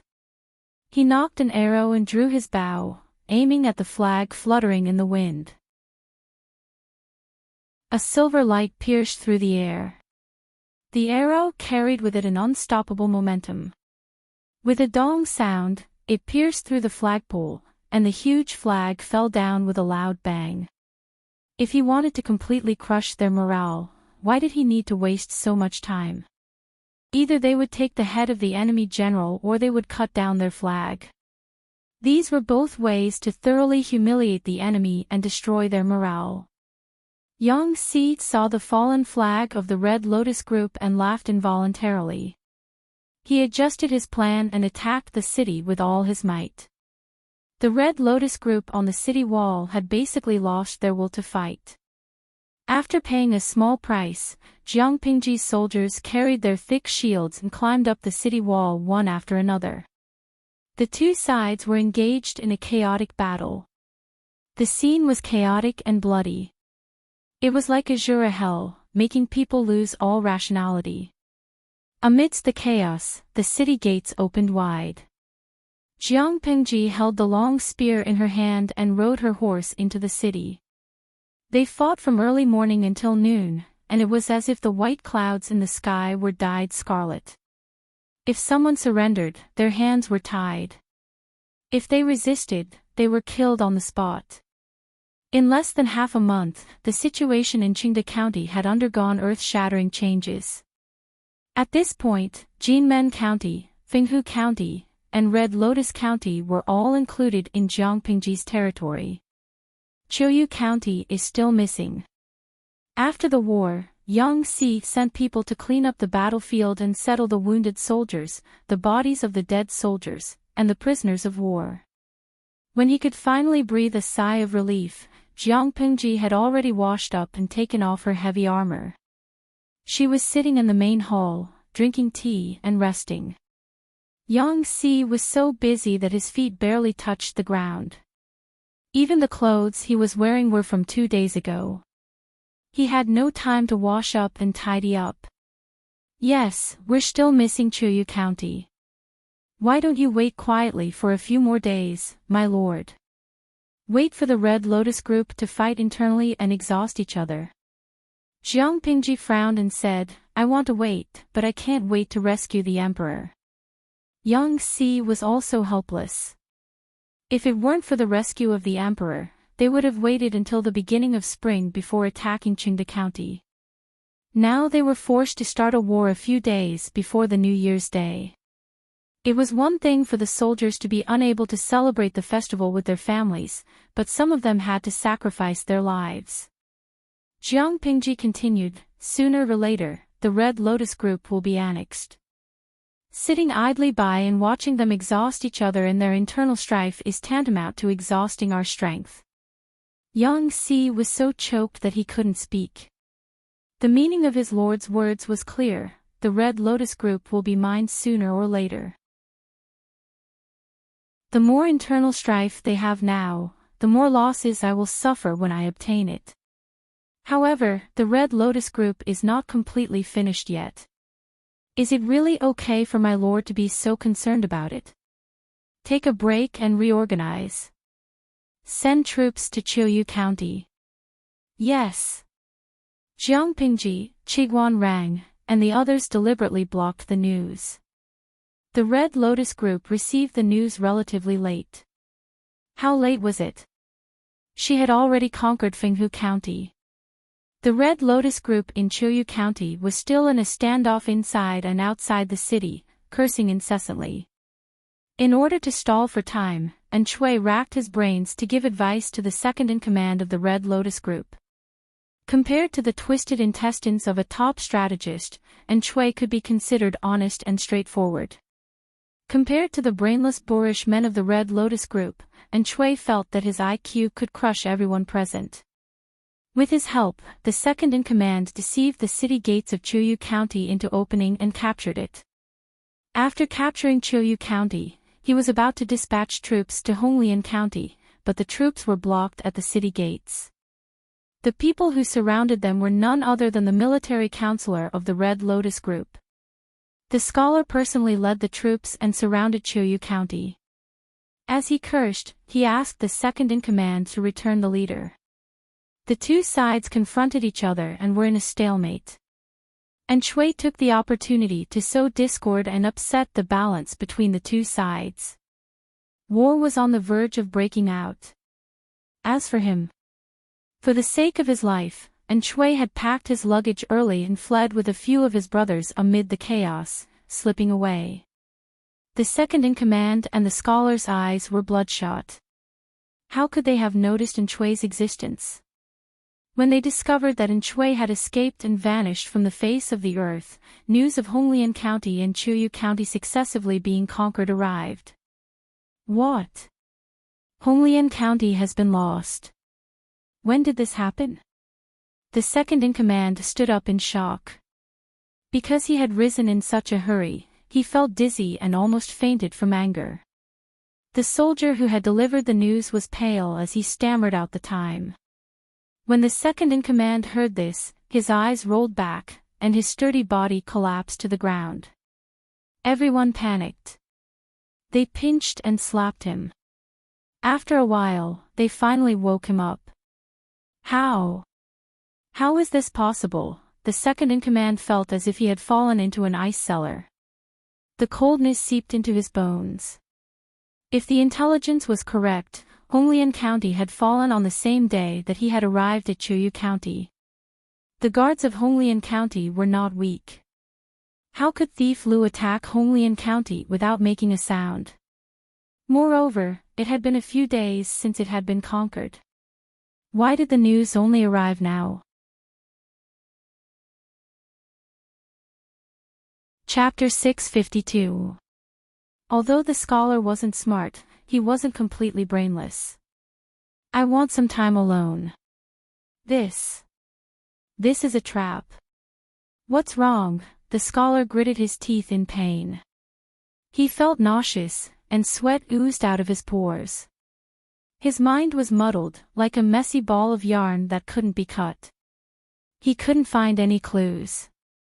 Faced with this situation, the scholar subconsciously wanted to ask Shui for advice. No. Shui. The scholar felt a flash of inspiration in his mind. His blocked and muddled mind suddenly became clear. He knew what was wrong. It was Shui. The scholar gripped the handrail tightly, barely supporting his body from falling. His eyes were fierce and full of murderous intent. He gritted his teeth and found someone to secretly contact Shui. If Shui hadn't offered several strategies, how could the situation be like this? This scoundrel seemed to be thinking for the Red Lotus group, but in reality, he had hidden evil intentions. He wanted to kill the entire group. This was probably the smartest moment of the scholar's life. Many seemingly inconspicuous details became abnormally clear. Shui had initially determined that Lu Shi and his group would attack Fenghu County first because the mountain road to Fenghu County was short, making it convenient for a sneak attack. And the result? The scholar believed in Shui's inference and withdrew the garrison of Jinmen County. He guarded Fenghu County with fear and trepidation, but the result was that Jinmen County was lost that night. The 3,000 soldiers sent by the scholar to ambush failed and were seen through by Lu Shi. In the end, they suffered a double loss. Before Jinmen County fell, Shui went to Red Lotus County. Not long after, the second-in-command betrayed the leader and occupied Red Lotus County. After that, the scholar received a secret letter from Shui. The letter told him that the leader of the Red Lotus group had been captured by the second-in-command and taken to Chuyu County. The scholar had no choice but to split his troops into two. One would attack Jinmen County, and the other would rush to Chuyu County to save the leader. When the scholar led his troops and the second-in-command's rebel army in Chuyu County confronted each other and restrained each other, Red Lotus County fell and Fenghu County was taken. It seemed that not only had Shui played him, but the stupid second-in-command had also been played by Shui. Without Shui's secret help, how could Red Lotus County have fallen so quickly? Understanding this, the scholar felt a sweetness in his throat. The taste of iron rose from his throat, and he fainted from anger. Military counselor. Counselor. Military advisor. Someone, call the doctor over. The scholar's face was pale, and his body was on the verge of collapse. It was a heart-wrenching sight. When he spat out a mouthful of blood, his eyes rolled back, and he collapsed to the ground, scaring the crowd even more. The scene was chaotic and out of control. As for the culprit behind all this, seeing that the situation was not good, and Chui had already used the cicada-shedding carapace to escape with his sworn brothers. The dark-faced man asked in a low, muffled voice, "Big brother, do you think that Lu Shi will keep his promise?" And Chui was wearing a large winter cloak. He stood outside the cave and looked into the distance. His eyes seemed to pierce through the mountains and land on Chuyu County. Lu Shi will keep his promise. I don't think he would dare. Big brother has been so busy with Lu Shi's affairs these past few days that he's lost weight. The corners of Chui's lips curled up, and a sharpness appeared in his eyes. His previous dispiritedness had been swept away, and he vaguely carried a trace of high spirits that he hadn't seen in a long time. He knew very well how many troops the Red Lotus group had. There were at least 50,000 captives that Lu Shi had captured. According to the agreement of 10 men and horses, and Chui could get 5,000 to 6,000 men and horses, as well as a generous sum of provisions and money. With these assets, and Chui also had the capital to join the rescue of the emperor in Dongqing. If it was done properly, he might be able to borrow more troops and rope in more top talents. When that time came, he must kill his way back to his homeland and make the traitors of the 4 factions of Nanman pay with their blood. Thinking of this, countless scattered scenes flashed before his eyes. Each scene was filled with terrified screams, spreading blood, crying of despair, the wanton laughter of the enemy, the raised butcher's knife, rolling heads, broken limbs, and scattered internal organs. Since he was born, and Chui had been the noble son of the Yin family. He was the favored son of God that everyone sought after. When had he ever suffered such humiliation? These were the sins of the 4 factions of Nanman. Naturally, they had to be paid with blood. As long as Chui was still alive, he would never let go of this hatred. With him, there would be no Nanman. And Chui's sworn brothers looked at each other. They knew that their eldest brother was beginning to reminisce about the past again. They had just conquered the 3 districts of Red Lotus, Fenghu, and Jinmen, and their foundations were not yet stable. The Red Lotus group had been developing in Qingda County for many years and had many brainless believers. In order not to fail, Jiang Pingji ordered Qiguan Rai and the others to consolidate their foundations and integrate the troops. At the same time, they had a deeper understanding of the situation in the 3 districts. They had to understand the ins and outs of the situation so that they could prescribe the right medicine in the future. After all, brainless believers were in the minority. Most of the people still followed blindly. The former was incurable, but the latter could still be saved. For the common people, it didn't matter who the officials were. What mattered was whether the officials could bring them a good life, whether they could provide them with a place of protection in this chaotic world. As long as they understood the problems of the people in the 3 districts and prescribed the right medicine, they would know that following Jiang Pingji was far more promising than following the Red Lotus group. The people would naturally submit to her. Of course, the Red Lotus group's methods of brainwashing its believers inspired Jiang Pingji. The Red Lotus group could use deals and propaganda to discredit others and build momentum for the sacred group. Naturally, Jiang Pingji could do the same. This method could also be used in the military camp to teach loyalty to the soldiers. Hadn't the audience in the live stream recommended the position of political commissar to her? However, the position of political commissar required someone with a certain level of knowledge. What Jiang Pingji lacked the most at the moment was intermediate talents, so she could only put this plan aside. However, there was no need for such high-end talents to brainwash the people, and there was no need to wait for the implementation in the future. During the period of rest and reorganization, Jiang Pingji was not idle. Jing Rong, come over and take a look. What do you think of this nursery rhyme? Jiang Pingji was dressed in brown linen clothes. Her long hair draped over her shoulders without a crown. She looked a little unrestrained and romantic. It was extremely rude and unrestrained to go out and meet guests without a crown. It was almost equivalent to sitting in front of others. However, looking at her long jet black hair that was still damp, it seemed that she had just taken a bath. Yang Si swallowed the words that he was about to blurt out and said, "The weather is cold now. How can my lord not take care of your body?"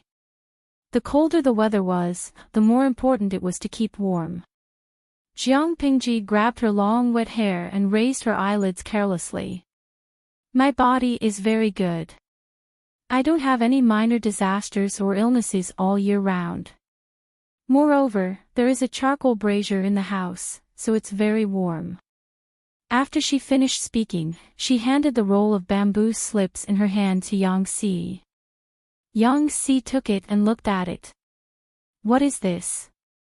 This is a nursery rhyme. The handwriting on the bamboo slips was vigorous and powerful. The words were written in bold and flamboyant calligraphy. One could not help but sigh with emotion. The words were like the person. Chapter 653. In Jiang Pingji's opinion, those stubborn believers were like ticking time bombs. They must not be allowed to live. However, what about those weak-willed fence-sitters? Could Jiang Pingji kill them all one by one? Obviously, this was impossible. Since they were fence-sitters, why not pull them over to her side?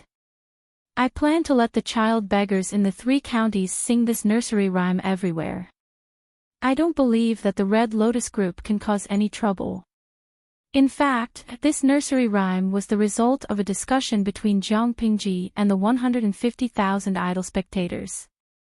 It was simple, easy to understand, and catchy. With Jiang Pingji's manipulation behind the scenes, she was not afraid that it would not be sung well enough. Even if the illiterate old woman heard it, she could easily understand the meaning behind it. Yang Si thought about it carefully. It was indeed feasible. Most of the people were ignorant and did not have their own judgment. If the Lord killed all the stubborn believers of the Red Lotus group in a thunderous manner, it would inevitably provoke a crusade from the outside world. They would say that the Lord was cruel and heartless. In this way, the Red Lotus group would be whitewashed and become a white lotus that was bullied by evil forces. The real good people would be attacked by the common people. Instead of that, it was better to occupy the moral high ground. Jiang Pingji could not portray herself as a weak person, but she could portray herself as a savior of noble character and unquestionable integrity.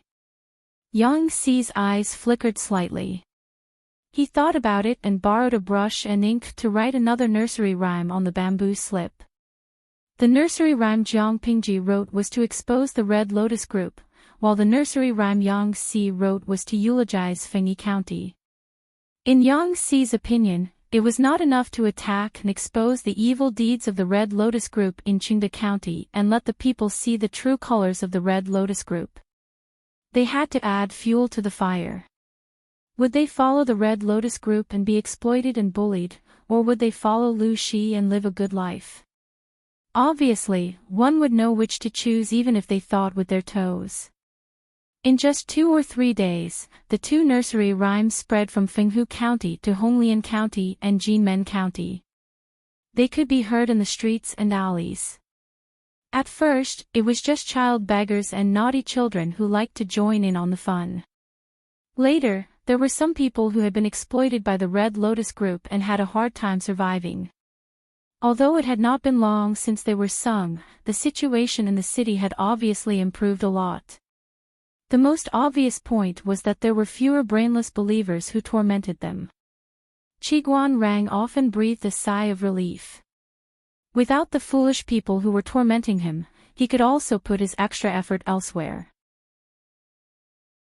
Now, the main force of the Red Lotus group was gathered in Chuyu County. This was a tough nut to crack. It would not be as easy to take down as the previous 3 counties. If they wanted to take down Chuyu County, they had to concentrate their forces. Otherwise, it would be too difficult. Qiguan Rang, Wei Xiai, and Yang Si tacitly chose the captives they could use and sent them back to Fengyi County in batches. Most of the people were sent to mine, open up wastelands, build roads, or build houses. It would be a waste not to use free human resources. According to Jiang Pingji's previous plan, these captives would have a 6-month probation period. If they performed well, they might even be able to enter the Minton district under Wei Xi's jurisdiction. They would be allocated farmland and become a Minton soldier. They would be able to get 60% or 70% of the crops they grew. Of course, during the half-year probation period, Jiang Pingji also took care of their food and lodging, but she only cared about their food and did not care about their well-being. She did not pay them any salary. In order to appease the captives and prevent them from causing trouble on the way, these welfare conditions had been agreed upon in advance. However, the captives were still trembling with fear. They felt that Jiang Pingji's words were meant to deceive them. As the victor, it was fine that she did not kill the captives to reduce their rations. Would she be so kind as to take care of their food and lodging? With trepidation and fear for the outside world, these captives were sent to Fengyi County in batches. Su Ku and the others worked day and night, but before they could finish what they were doing, a large pile of official duties fell from the sky with the arrival of the captives. They had no choice but to grab able-bodied men everywhere to share the official duties. Otherwise, when Jiang Pingji returned from the battle, they would probably only see the lush weeds on their graves. The women's department in the government office had the most profound experience. Among them, there was a girl with a plump figure. She had lost a lot of weight in the past few days. She had gone from cute baby fat to a bony beauty. Not only that, but the supervisor of the women's department in the government office, Sheng Wanwan, also grabbed Feng Jin's wife, Wei Jingxian, to be an able-bodied man. Wan Er's good sister, anyway, Master Feng has allowed you to go out and broaden your horizons. This day will come sooner or later. Let's not be reserved. Wei Jingxian could not let go of the lively and active Chongqing, but she could not stand Sheng Wanwan's constant pestering. Fortunately, Chongqing was obedient. She sat beside her seriously during the day and did not cry or make a fuss. When she was hungry, she asked for food from the maids. When she was bored, she hugged her and nibbled on her feet or chubby little hands. She entertained herself and had fun. Even Wei Jingxian was grabbed for able-bodied men. What excuse did the others have for not working hard? Feng Zhen, who had always loved to have fun, was now so tired that even his occasional addiction had disappeared, not to mention drinking and finding beauties. Sure enough, he was busy for a while, then busy for a year. What 7 days off, eating, drinking, and having fun were all lies. Even on the night of the new year, he hugged a stack of official documents to sleep. He was not a warm and fragrant lady. To prevent the captives from causing trouble, they were not gathered in one place. Instead, they were scattered and sent to different places. There were more than 30,000 captives. It sounded like a lot, but the number of people sent to different places was not that many. There was no need to worry about them causing trouble. When the gentry in Shangyang County heard the news, they all kept quiet out of fear. A strong sense of crisis spread in their hearts. If they caused less trouble, Feng Jin and Feng Zhen would naturally be much more relaxed. On the other side of the story, while Jiang Pingji was secretly promoting nursery rhymes, she was gathering her troops. She was valiantly and energetically marching towards Chuyu County. Excluding the troops stationed in the 3 counties, Jiangpingji had only 8,000 elite troops at her disposal. With 8,000 troops, the Red Lotus Group in Chuyu County had 40,000 to 50,000 troops. It would be fine if the Red Lotus Group continued with their internal strife, but if they worked together to resist the foreign enemy, Jiangpingji would have a hard time. The Red Lotus Group's troops were 5 to 6 times hers, and they had the advantage of defending the city. As the attacking party, she was at a great disadvantage. If the Red Lotus Group defended the city and did not come out, she could only retreat in defeat in the end. It was not that she had too few troops to defeat them, but that she had too little time.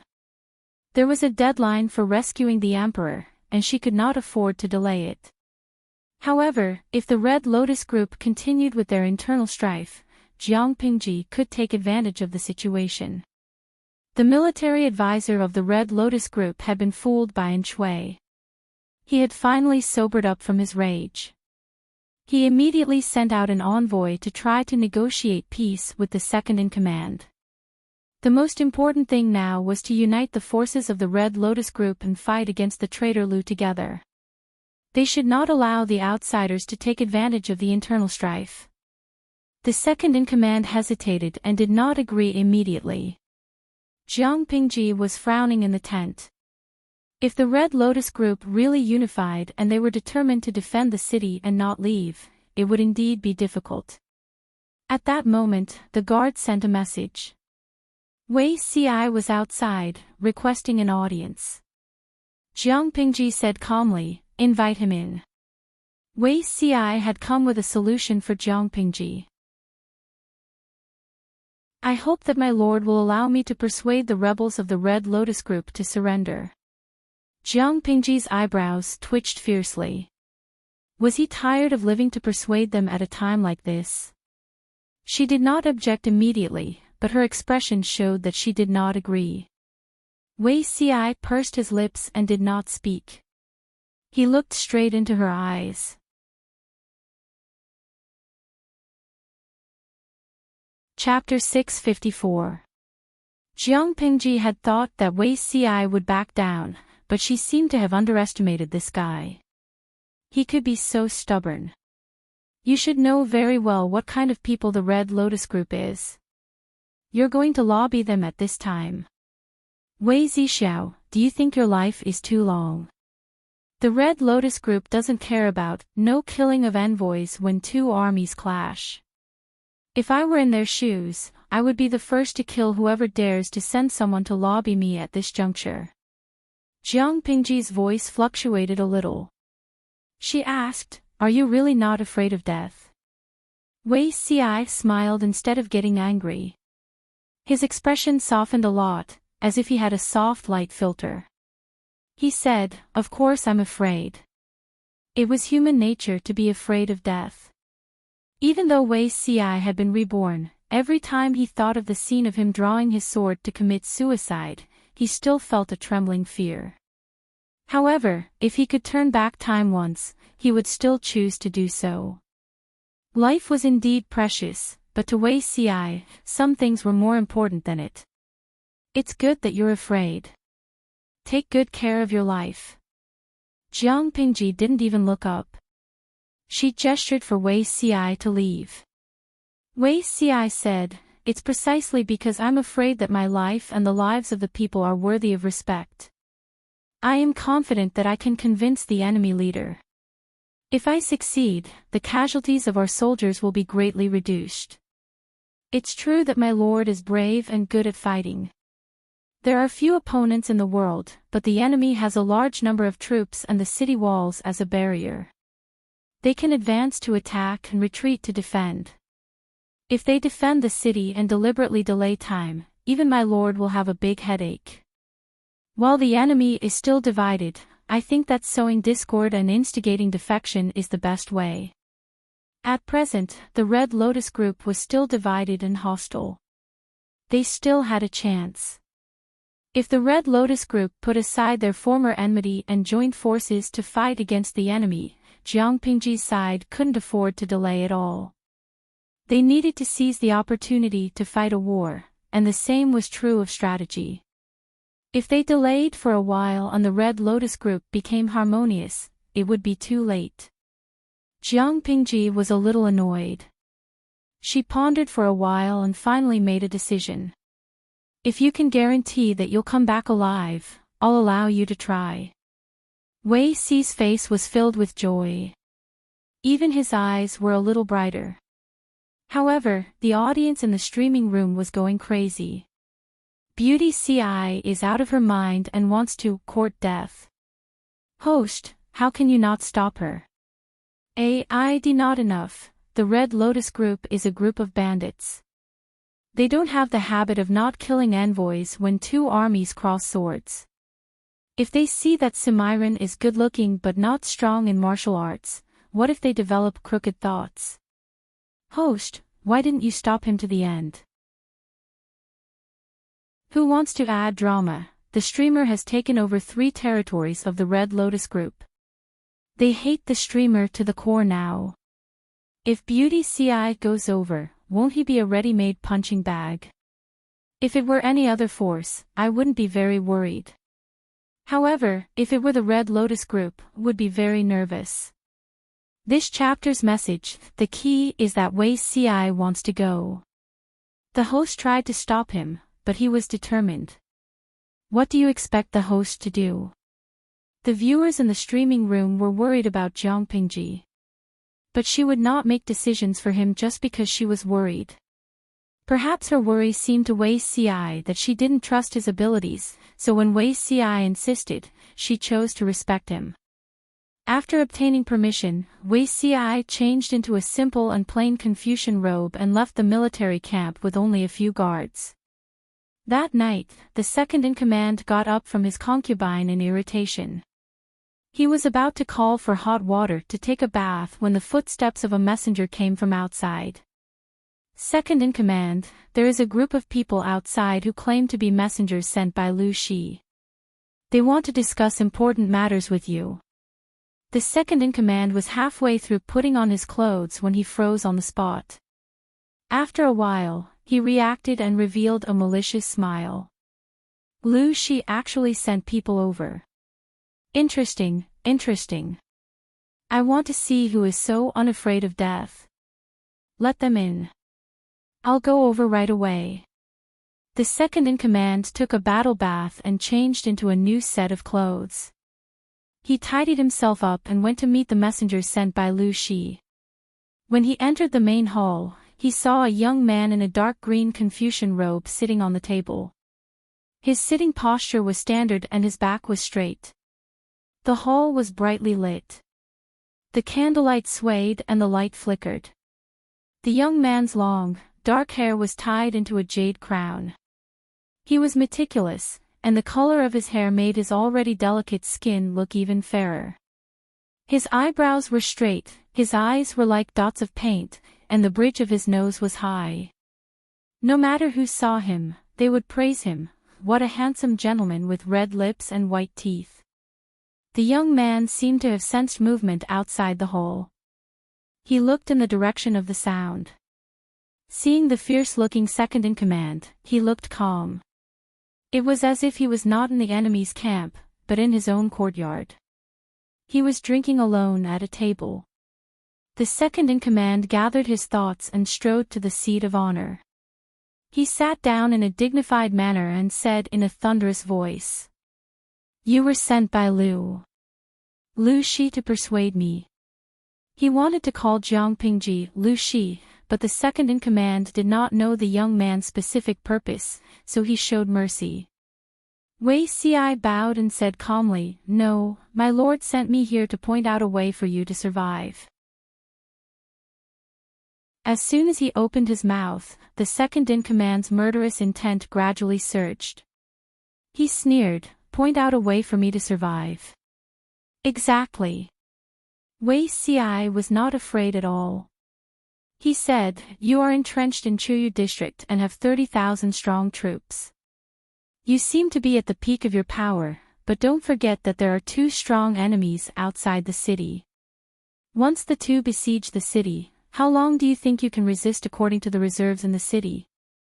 If Wei Xiai tried to persuade him and put himself in a lower position, the second in command would only be more arrogant and think more highly of himself. He was here to instigate the second in command. The two of them should be on equal footing. Therefore, even though he was in the enemy's camp, Wei Xiai did not lower his aura at all.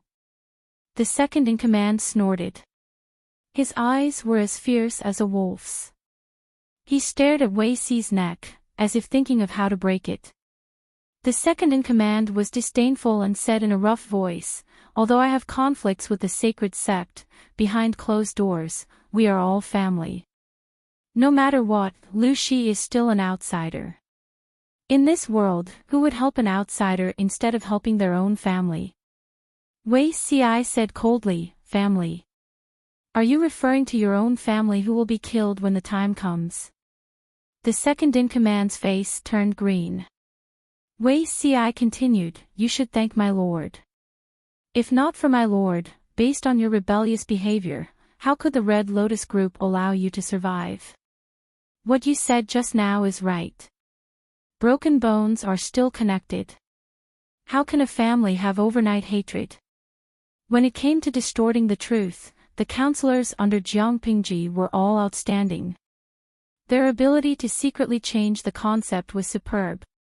It was clearly Jiang Pingji who had forced the Red Lotus Group to fall apart. In Wei Xi's words, Jiang Pingji had become a benefactor.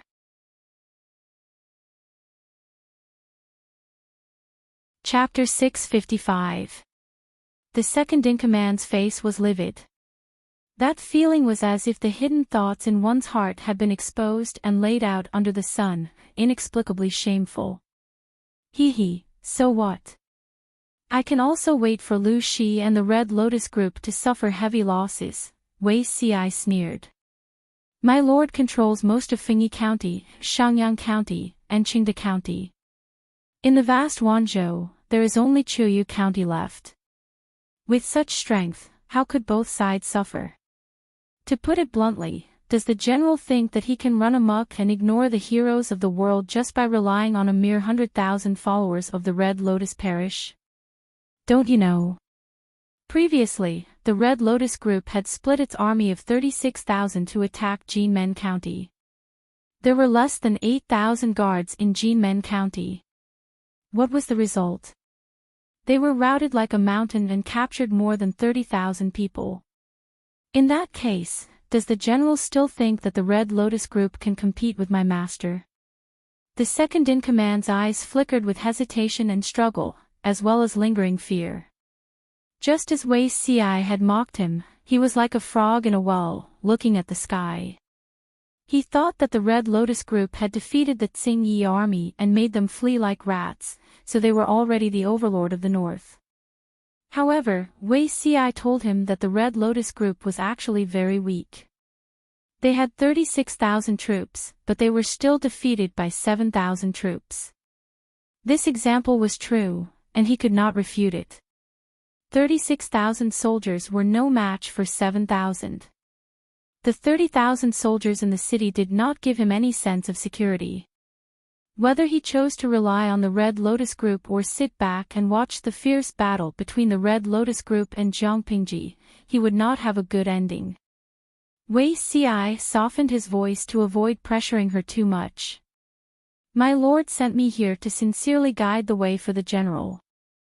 The second in command did not make a sound this time. He stared at Wei Xiai with his big, round eyes. Speak. I want to hear what you have to say. He snorted coldly, gritted his teeth in humiliation, and said fiercely, I'll die if I surrender to the Red Lotus Church. Do you think I won't die if I surrender to Lu Shi? It sounds nice, but in reality, it's just like that. Wei Xiai smiled and said, General, if you pledge your allegiance to my lord and assist him in destroying the Red Lotus Group, you will be a meritorious minister in destroying the Red Lotus Group. Why poison a meritorious official? If I really did that, from now on, who would be willing to abandon the dark for the light and seek refuge with my master? General, why don't you think about it carefully? Have you ever had any conflict with my master? Was there any old scores? Since there isn't, why are you still worried? That's right, there's no enmity between him and Lu Shi. If he had taken the initiative to pledge allegiance, why would Lu Shi want to harm him? Even if they did not use him, Lu Shi would not harm him. On the contrary, he would treat him kindly. Otherwise, once word of this got out, Lu Shi's enemies would only stubbornly resist. Surrendering meant death, not surrendering meant death. So, it was better to fight to the end and not surrender. The balance in his heart slowly tilted towards Jiang Pingji. Wei Xiai knew that the time was ripe, so he did not rush him. Instead, he looked relaxed and indifferent, calm and elegant. Can you guarantee that Lu Shi won't turn his back on us? My lord has set her sights on the world. A mere Qiuyu county is not worth her breaking her promise. The second-in-command's face turned green and black. He understood that he was being looked down upon, but what made him feel helpless was that others had the right to look down on him. Thus, he struggled even more intensely in his heart. At this moment, Wei Xiai got up from his seat and flicked his sleeves. His voice was as clear as a clear spring in the mountains, as if one's whole body was immersed in an icy spring on a hot summer day. It made one shiver uncontrollably. General, time is running out, he said with a smile. My lord has been ordered to rescue the king. If the attack fails for a long time, he will definitely withdraw his troops to defend the 3 counties. Without the pressure from my lord, do you think the Red Lotus group will let this go and not pursue your crimes of kidnapping the leader and defying the judgment of the sect? Even without Wei Xi's reminder, the second-in-command knew what would happen to him just by thinking about that scenario. Wei Xiai added fuel to the fire. General, you have a strong military force, but most of them are followers of the Red Lotus group. According to my speculation, except for a few trusted subordinates, no one else should know that you harmed the leader, right? If my lord withdraws his troops, the Red Lotus group will find a way to prove your crimes. General, do you think that those followers who worship the leader won't turn against you? Not only would they turn against him, but they might even have their heads chopped off if they slacked off for a nap. The second-in-command knew that his position was unstable, but after listening to Wei Xi's words, he realized that the situation was far more serious than he had imagined. Now he was afraid, and he restrained his arrogance. Once he understood, he was more adaptable than anyone else. He bowed in a nondescript manner and asked for guidance. Please guide me, sir. Wei Xiai sat back in his seat, a faint smile on his lips. I dare not say that I can guide you, but I do have a few good words to tell you, General. Wei Xiai had arrived at the right time. The envoy sent by the Red Lotus group for peace talks had arrived during the day. He tried every possible way to persuade the second-in-command, and he made a bunch of promises. The second-in-command was uneasy and did not immediately agree. He only said that he needed to think about it. Not long after nightfall, Wei Xiai arrived. His sincere talk was far more reassuring to the second-in-command than a bunch of promises. In the face of a desperate situation, he would naturally choose the most beneficial path for himself. Relying on Lu Shi might not be a bad idea. Wei Xi's words gave the second-in-command a glimmer of hope. He secretly gritted his teeth and said to Wei Xiai, during the day, the Red Lotus group sent an envoy to persuade me to join forces with them. In order to show my sincerity, I'll get someone to kill those bastards. I only hope that you can put in a few good words for me. Wei Xiai stopped the second-in-command and said, You must not. The second-in-command was surprised. Why not? We'll alert the enemy. Wei Xiai did not even bat an eyelid as he continued, If the envoy they sent is killed by you, they will surely know that you have defected to my master. When that time comes, they will be on guard, and you will be in danger. It's better to hold back for now, pretend to agree to cooperate, lure their elites into the city, and then lay an ambush, catching them like a turtle in a jar. At that time, they will be leaderless, and the Red Lotus group outside the city will have no one to command them. My master will then send troops to capture them. In this way, we can definitely eliminate this hidden danger easily. Wei Ci said it casually, as if it was a very common idea. But when the second-in-command heard it, he faintly felt the urge to sweat. In his opinion, the scholar in front of him was extremely handsome and did not pose a threat at all. If not for this, he would not have had the courage to stay in the same room with someone for so long, because he felt that Wei Ci was very weak. Now that he saw it, he felt that scholars were really scary. Their words were like swords, and their brushes were like knives. They were casual and could kill people without leaving a trace. Wei Ci asked him, "What does the general think?" The second-in-command stuttered slightly and said, "Very, very good." Wei Ci continued, "In order to win people's trust, I hope that the general can do one more thing." The second-in-command asked him, "What is it?" "Kill me." The second-in-command was stunned. He felt that there was something wrong with his ears. Otherwise, how could he have heard such a strange request? Kill you.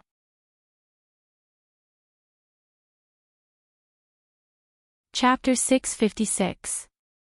Strategists were heartless. Not only were they ruthless to their enemies, but they were even more ruthless to their own people and themselves. The second-in-command could not describe that feeling, but after listening to Wei Ci's explanation, there was only one thought in his mind: to tremble. In order to harm the enemy, he was willing to seek death. How ruthless was this? Wei Ci explained his plan in detail, and after a while, he asked for the second-in-command's opinion. "What does the general think of this plan?" The second-in-command came back to his senses and stammered, "Very, very good, whatever you say, sir. In that case, let's have a pleasant cooperation." Wei Ci's smile was so beautiful that people could not help but sigh. This man was deep and tall, and could be called an elegant gentleman. Only the second-in-command, who was being stared at by him, could not feel happy. Instead, he had the urge to shiver, and his hair stood on end. Scholars were all scary. First, Shui, who played everyone in circles. Then, there was Wei Ci, who could turn the tables in the enemy's camp. If he could, the second-in-command would never want to provoke such a black-hearted scholar in his life.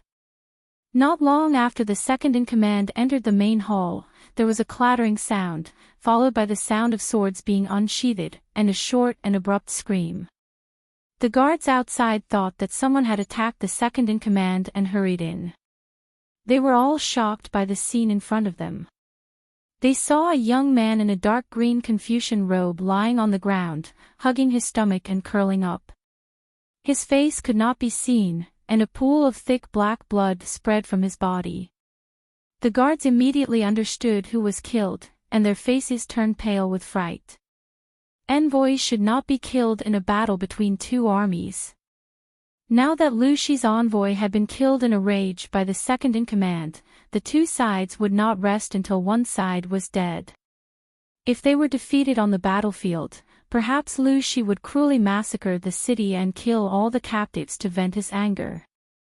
"Bastard Lu, do you think I'm afraid of him?" The second-in-command snorted and said in a rough voice, "Even if he came in person, I would kill him with one blow, not to mention the envoy sent by Lu Shi. Drag this man away, chop him up, and feed him to the dogs. Remember to clean up the bones and send them to Lu Shi. Peace talks. Damn it. If one comes, we'll kill one. If two come, we'll kill both. Do you think the Red Lotus group has no one?"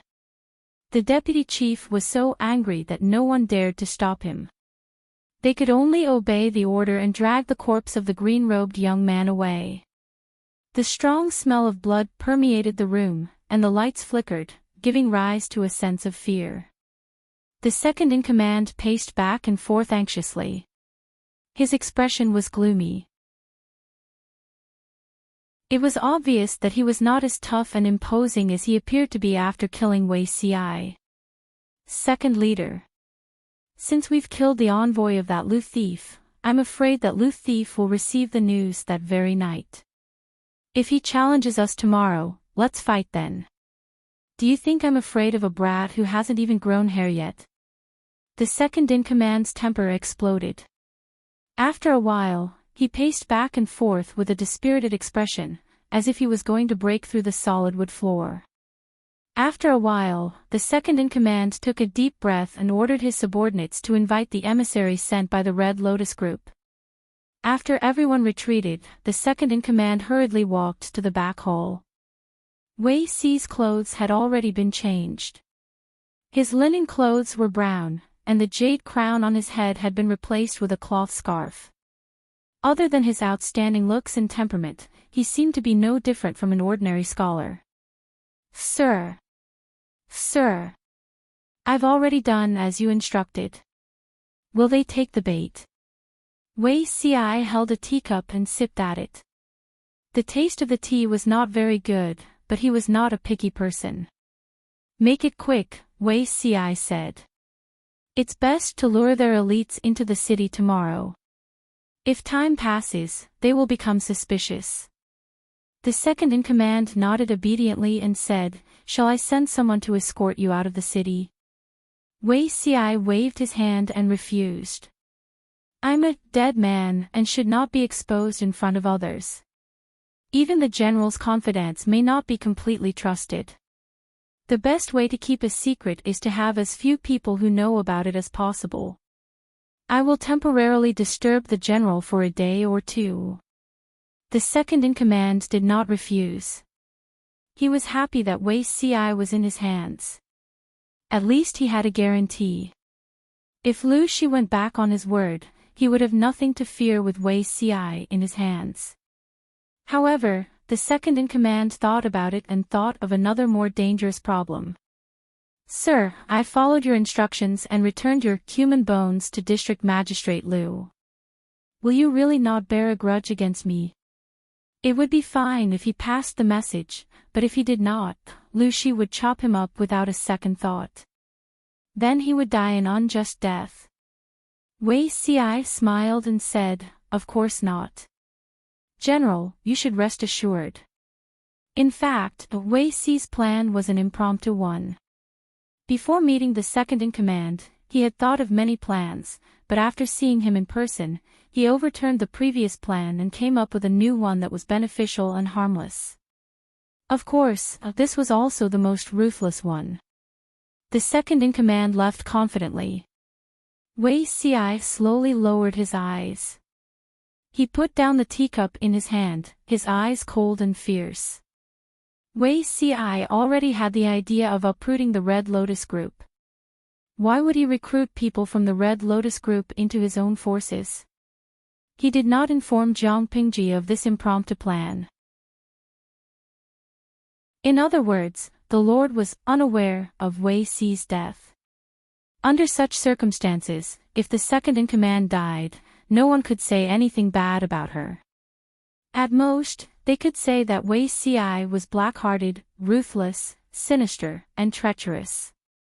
However, he did not care about his reputation for a long time, or rather, he had trained to be thick-skinned. Others could comment however they wanted, as long as they did not implicate the Lord.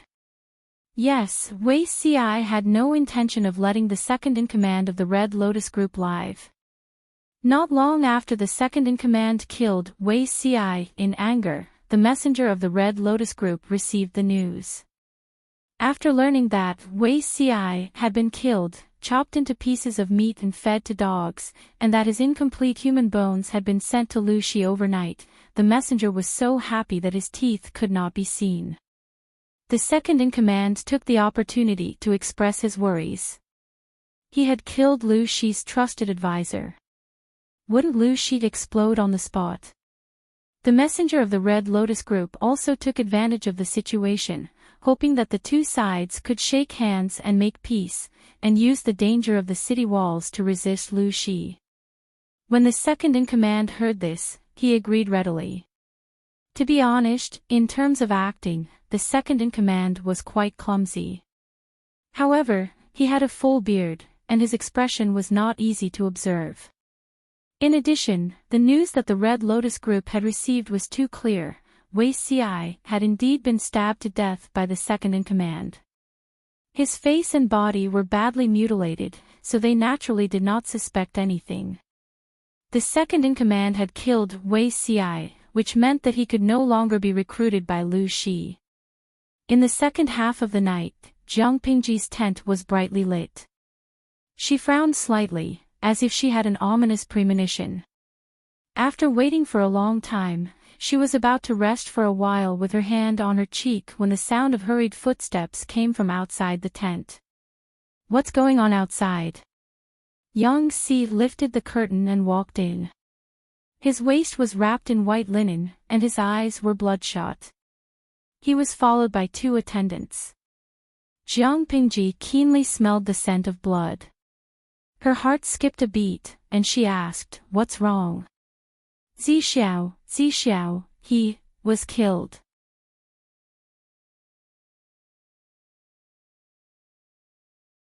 Chapter 657. Because she couldn't sleep all night, Jiang Pingji kept the live stream on. She watched a group of night owls and idle people send bullet screens to kill time. When Yang Si said that, the night owls who were still dozing off in front of the screen instantly woke up. Fat Cat Chili, wait, what the F***CK, am I hearing things? What happened to Beauty Ci? Yiwu Yanling, oh my god, don't scare me. How could something happen to Beauty Ci? How could it be? Today is not April Fool's Day. Nuo Xiang. Although I always feel that Beauty Ci is delicate and weak, he doesn't have the appearance of a short life. How could something happen to him? Cat Demon June, today is April Fool's Day. I'm not listening. This is definitely a joke designed by the streamer. Yun Ruochin, Wei Ci is dead. As his veteran fan, I absolutely can't accept this result. The live stream room was in an uproar. Although the live stream room only had an upper limit of 150,000 viewers, after several years, the number of live stream fans accumulated was more than 10 million. Wei Ci's Tiaba alone had more than 30 million followers. These 30 million fans were live fans, not zombie fans. The Tiaba was abnormally active. Although these auntie groups were all here for their looks, the world was a place where looks mattered the most. Now that everyone received the news of Wei Ci's death, they suddenly felt as if two bombs had exploded in their ears. The words Wei Ci's death became a hot topic in minutes. Madam's fan club couldn't wait to rush into the live stream room. Jiang Pingji was also shocked, but her mental fortitude was excellent. No matter how thunderous her heart was, she remained calm on the surface. Tell me in detail what happened. Jiang Pingji's tone was unprecedentedly cold. Every word contained murderous intent. Even though there was a charcoal brazier burning in the tent, one could still feel the obvious drop in temperature. Zixiao is dead. Could it be the group from Chuyu County? Yang Si held back the grief in his heart. He gritted his teeth and endured the surging sourness in his throat. He spoke with difficulty. Hearing that Wei Ci's body had been chopped up and thrown to the wolves as food, and that his bones had been gnawed clean and sent back, Jiang Pingji's state of mind was already unstable. She was as cold as ice, and her murderous intent rose steadily. The live stream room even lost its order. She was not in the mood to care about the explosive bullet screen, and turned her eyes to the two attendants behind Yang Si. Each of them was holding a corner of a piece of white cloth, and the white cloth was wrapped around a heavy object. That was where the smell of blood came from. Yang Si said, "The thieves in Chuyu County threw this on horseback in front of the camp." Jiang Pingji stood up coldly. The two attendants put down the white cloth, revealing a pile of human bones. It was stained with dark blood, and the flesh that wasn't completely eaten was still stuck to the bones. Many places had bite marks of dogs. Jiang Pingji only glanced at him once, and her murderous gaze softened a little. She raised her hand and ordered her attendants to leave. Although Yang Si was immersed in hatred, he also noticed the changes in Jiang Pingji. His gaze then fell on the pile of fresh human bones, and his lips moved for a while. "My lord, Zixiao," Jiang Pingji scoffed and snorted. "He's not dead." Yang Si, put away that mournful expression. "This isn't Zixiao's human bones." Jiang Pingji squatted down and took out a piece of bone with blood and minced meat. The audience in the streaming room expressed that they could not stand such a large-scale taboo scene, and they all commented on the bullet screen to protect themselves. "The bone age isn't right." "Bone age?" Jiang Pingji said with experience, "The bone age of this set of bones is at least 35 years old. Zixiao is only in his early 20s. Also, although Zixiao has learned martial arts, he's at most at the level of square dancing. The bone age of this set of human bones is obviously that of someone who has been doing strenuous work for a long time. Moreover, Zixiao is on the skinny side, but this set of bones is different. It's at least a size stronger than Zixiao, so he's not Zixiao." "Yang Si. Not Zixiao. Then where is Zixiao?" Jiang Pingji secretly heaved a sigh of relief, but she appeared calm on the surface. She smiled and said, "I'm afraid he's hiding somewhere, sitting back and watching the show begin." Yang Si's expression twitched. He looked at the pile of human bones on the ground with hidden bitterness, and he secretly gritted his teeth. "This way, Zixiao. What tricks does he want to play this time?" Jiang Pingji rubbed her chin and smiled faintly. "In short, it's definitely beneficial to us." After Yang Si calmed down, he regained his wits. He frowned deeply and carefully tried to figure out Wei Si's train of thought. If Wei Si was killed by the second-in-command out of anger, who would benefit the most? The Red Lotus Group. Because this move cut off the second-in-command's escape route of relying on Lu Shi, in order to protect himself, he could only continue to ally with his old boss, the Red Lotus Group. His old boss was also happy to accept the second-in-command and his troops. Coupled with the convenience of the city gates of Chuyu County, they could delay Jiang Pingji to death. Not long after, Yang Si understood Wei Si's plan. He was angry and furious. "This guy. Can't he tell me in advance what his plan is? He almost scared me out of my wits." Jiang Pingji said, "Plans can't keep up with changes." Maybe he came up with this idea on the spur of the moment. Yang Si asked, "Since Zixiao is fine, then my lord, what should we do tomorrow? Should we directly challenge him to a fight?" Jiang Pingji nodded. "Yes, our trusted advisor has been killed. We should at least put on a show. I don't want to act. Tomorrow, you'll go to the front lines." Yang Si was speechless. He didn't want to act either. Wei Si wasn't dead yet. Why should he waste his feelings? Jiang Pingji continued, "Zixiao may have already instigated the one in Chuyu County to defect. Now that the Red Lotus Group is united on the surface, I'm afraid that both sides will suffer losses and fight to the death. We'll challenge them first. On the surface, we'll exert pressure, but in reality, we'll bide our time and observe the specific situation." Based on Jiang Pingji's understanding of Wei Si, this person had probably already made a comprehensive plan. If the Red Lotus Group didn't lose everything this time, Jiang Pingji's name would be read backwards. When Jiang Pingji received Wei Si's corpse, the Red Lotus group outside the city also received the news. The scholar from the Red Lotus group was not suspicious. Instead, he was secretly pleased. Although Wei Si's reputation on the battlefield was not prominent, he was in charge of the post-war pension and the stationing of the troops.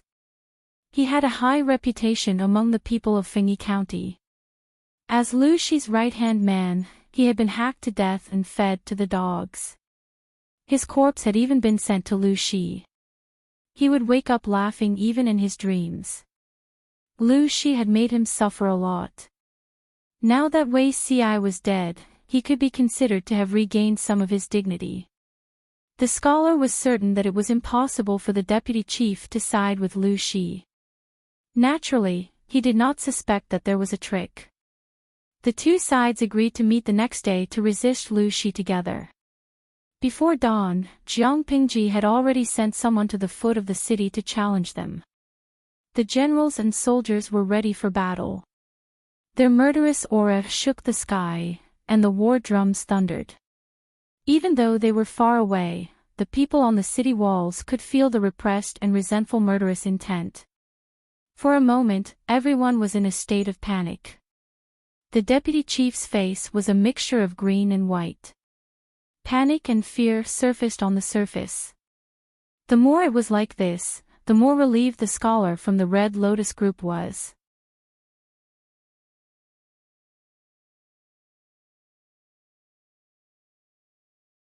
Chapter 658.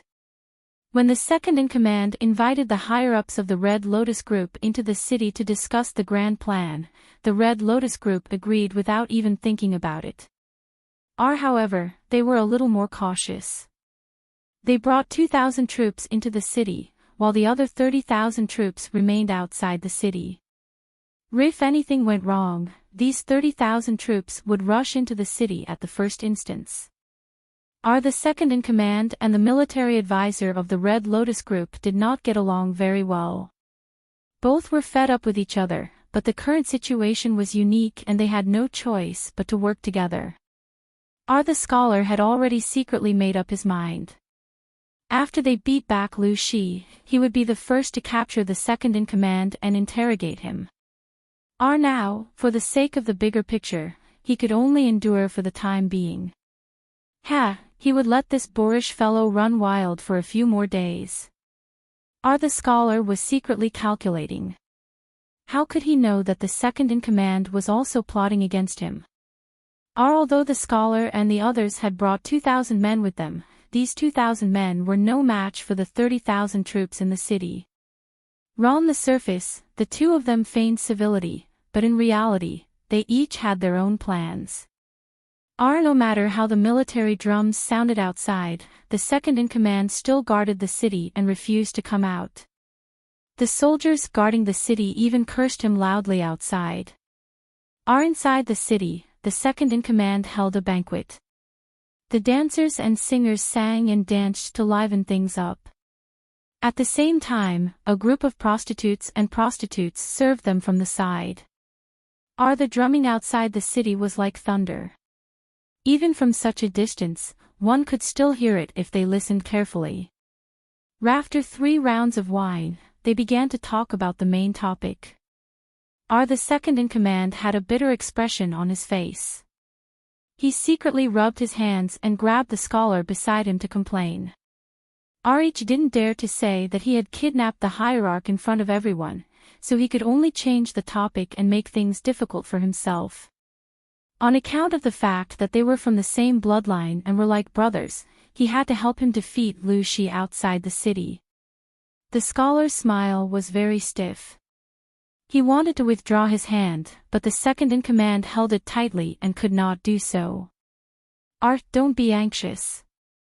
Thief Lu only has 10,000 troops. How can he be a match for us? The scholar forced a smile and comforted him. Actually, as long as our two clans put aside our former enmity and work together to occupy the city walls, the traitor Lu will retreat on his own in less than half a month, the second-in-command said, but right now, they're challenging us to a fight. If we don't fight, wouldn't we lose face? the scholar said. How much is face worth? As long as we can defeat Lu Shi, our sect will be renowned throughout the world. After that, the scholar analyzed Lu Shi's current awkward situation in detail, as if he was giving pointers to the country, and his words were reasonable and well-grounded. Everyone in the hall complimented and flattered the scholar, making him feel as if he was on cloud nine. He had completely forgotten about his previous failure. Outside the city, no matter how many people Jiang Pingji sent to challenge them to a fight, the people inside the city held their ground and refused to come out. They were determined to be mute. Seeing that the sky was getting darker and darker, Jiang Pingji's eyes turned frosty. Yang Si hurried over. His footsteps were hurried, and his breathing was heavy. He shouted, my lord, I've found out the exact news. Not long ago, there was an unusual movement in the Red Lotus Group's camp. About 2,000 people entered Chuyu County. It looks like they're ready to join forces. Jiang Pingji's eyes flickered slightly, and there was a slight smile on her lips. 2,000 people? Are there any important people among them? She crossed her arms over her chest and looked up at the sky. She pondered and calculated in her heart. Yang Si was already prepared. He opened his mouth and said, according to the scout's report, the leader is probably an elite high-level member of the Red Lotus Group.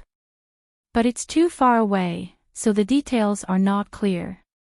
But judging from the clothes they're wearing, there may be 23 high-level members. The Red Lotus Group was not a regular army. Most of the members were poor people. They wore whatever they had. Many of their clothes were taken from the dead and wrapped around their bodies casually. As long as they could keep warm and not freeze to death, it was fine. Who cared if they were clean or beautiful?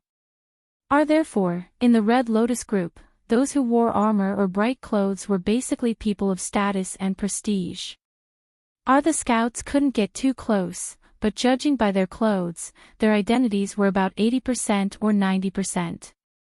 Jiang Pingji narrowed her eyes, and there was a hint of danger in her gaze. She murmured, 23. Yang Si continued, although it's not clear how many high-level elites the Red Lotus Group has, just looking at this number, they've taken away more than half. Jiang Pingji sneered softly. In other words, the current Red Lotus camp is basically in a state of no leader. Jing Rong, what do you think are our chances of winning if we sneak attack their camp in the middle of the night?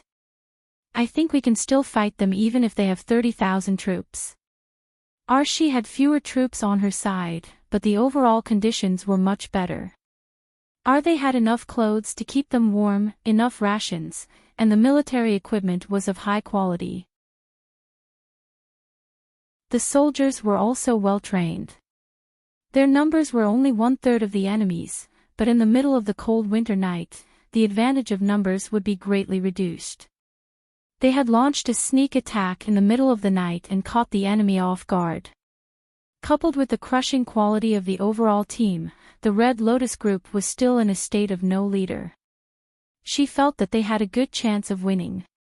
Yang Si laughed and said, in my opinion, maybe this is what Zixiao, the fox, is planning. Jiang Pingji crossed her arms in front of her chest and snorted. Zixiao has already instigated the forces in Chuyu County to rebel. The Red Lotus Group has brought 2,000 troops into the city. There's going to be a good show tonight. The camp outside the city had been sneak attacked by Jiang Pingji, and the city was besieged on all sides and ambushed on all sides. The Red Lotus Group had not died in vain. After making the decision, Jiang Pingji ordered the soldiers to continue challenging the enemy for a quarter of an hour, then sounded the gong to withdraw. Because the people in the city refused to fight for a long time, Jiang Pingji's side had been challenging the enemy for the whole afternoon, so much so that their morale was a little low. She asked the logistics department to prepare an adequate dinner for the soldiers, then let them rest in advance to recuperate and raise their morale again. That night, the bright white moon was covered by dark blue clouds. There was not much light on the ground. Enchanting led the whole army out of the camp. In order not to arouse the vigilance of the people in the city, the torches in the camp were still burning. The Red Lotus Group's camp was a full 2 hours' walk from their camp.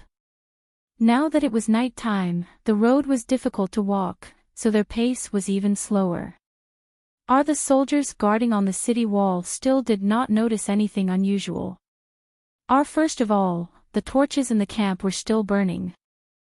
Second of all, when Enchanting led the troops away, she went out from the back of the camp. The vision of the guards on the city wall was not that good, so they did not see it. At the same time, the city was brightly lit, and the sounds of singing and swallows could be heard. Among the shadows, one could see the graceful figures of women dancing. Everyone had reached an agreement. They were in a good mood and drank to their heart's content. Toasts were exchanged and wine cups clinked against each other. Rough and thunderous voices floated far out of the main hall. The second in command was drunk. His cheeks were pink, and his nose was red. Enrich rubbed his stomach, and the urge to pee rushed to his head. He got up and pushed away the dancer who was attached to him. Enrich said in a loud voice, "You guys eat and drink first. I'm going to relieve myself." Everyone did not suspect anything. Who among them had not gotten up 3 or 4 times to relieve themselves in the toilet? They drank too much, so they were holding in their pee. It was very uncomfortable.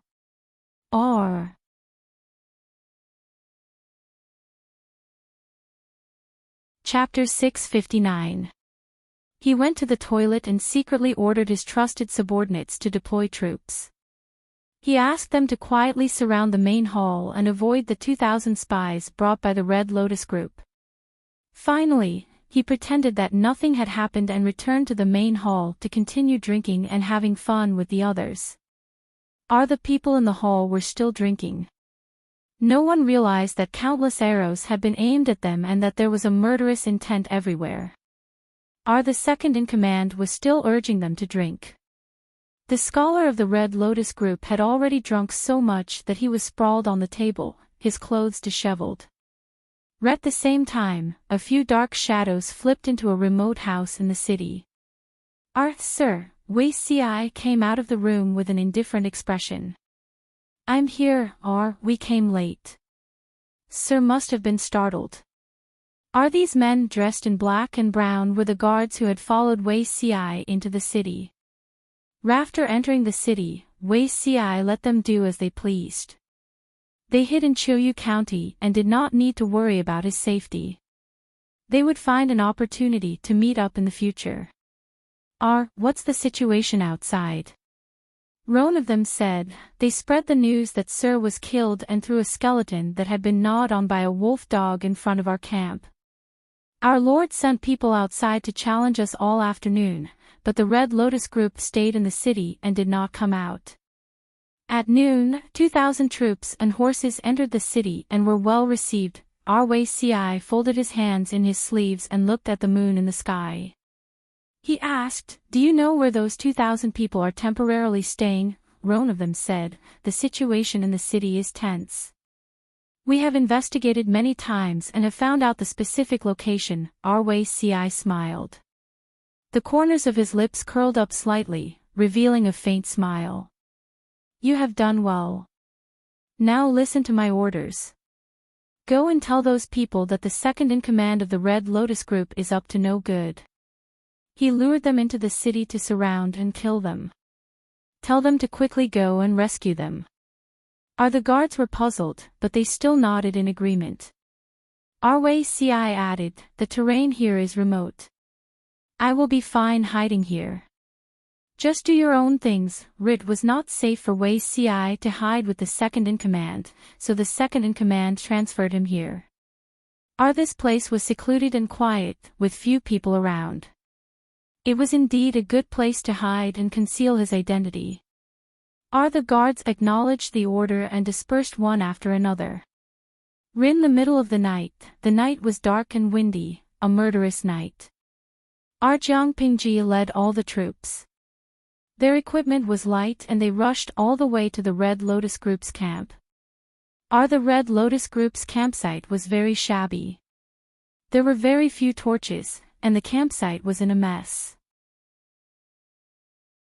There weren't even a few patrolling guards. In this lousy weather, the temperature in the middle of the night was very touching. Most people couldn't stand the cold and found a place to squat. The discipline within the Red Lotus Group was lax, and the patrolling soldiers were lazy as much as they could. During the day, most of their superiors had left, so they were more casual. When Pingji arrived with her troops, there was not even a guard by the camp's fence.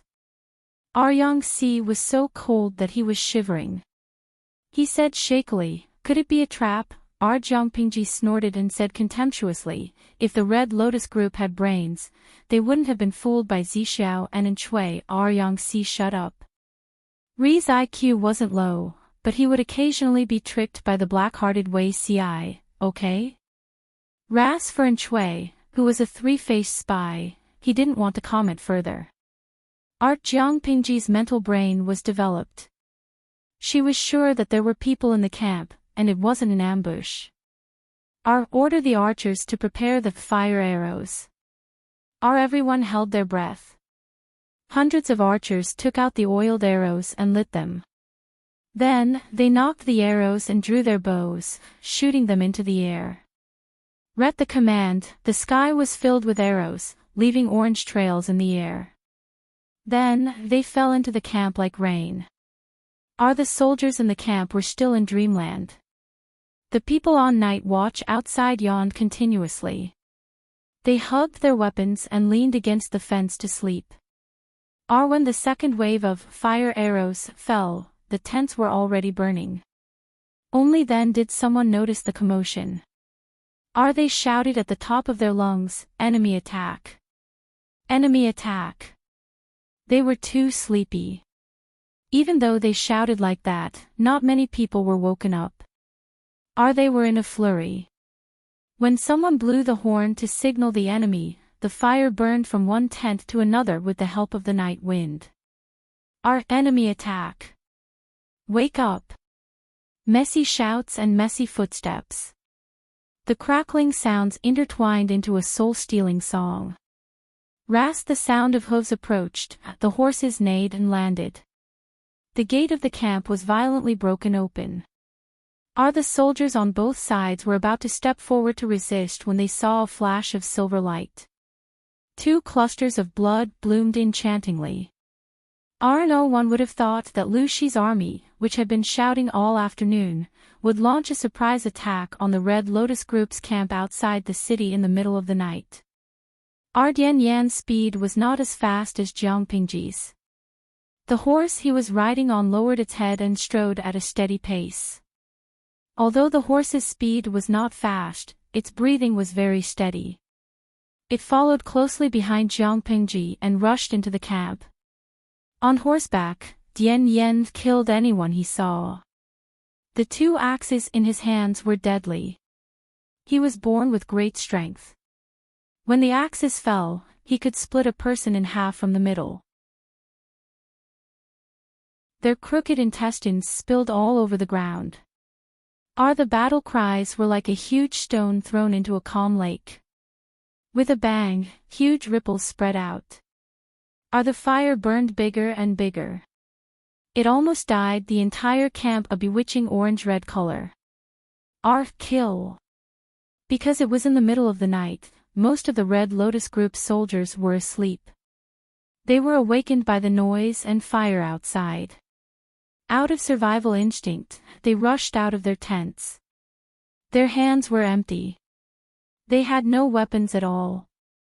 Outside, there were strong enemies eyeing them covetously. Even though they had 30,000 people, they were still defeated by Pingji's troops.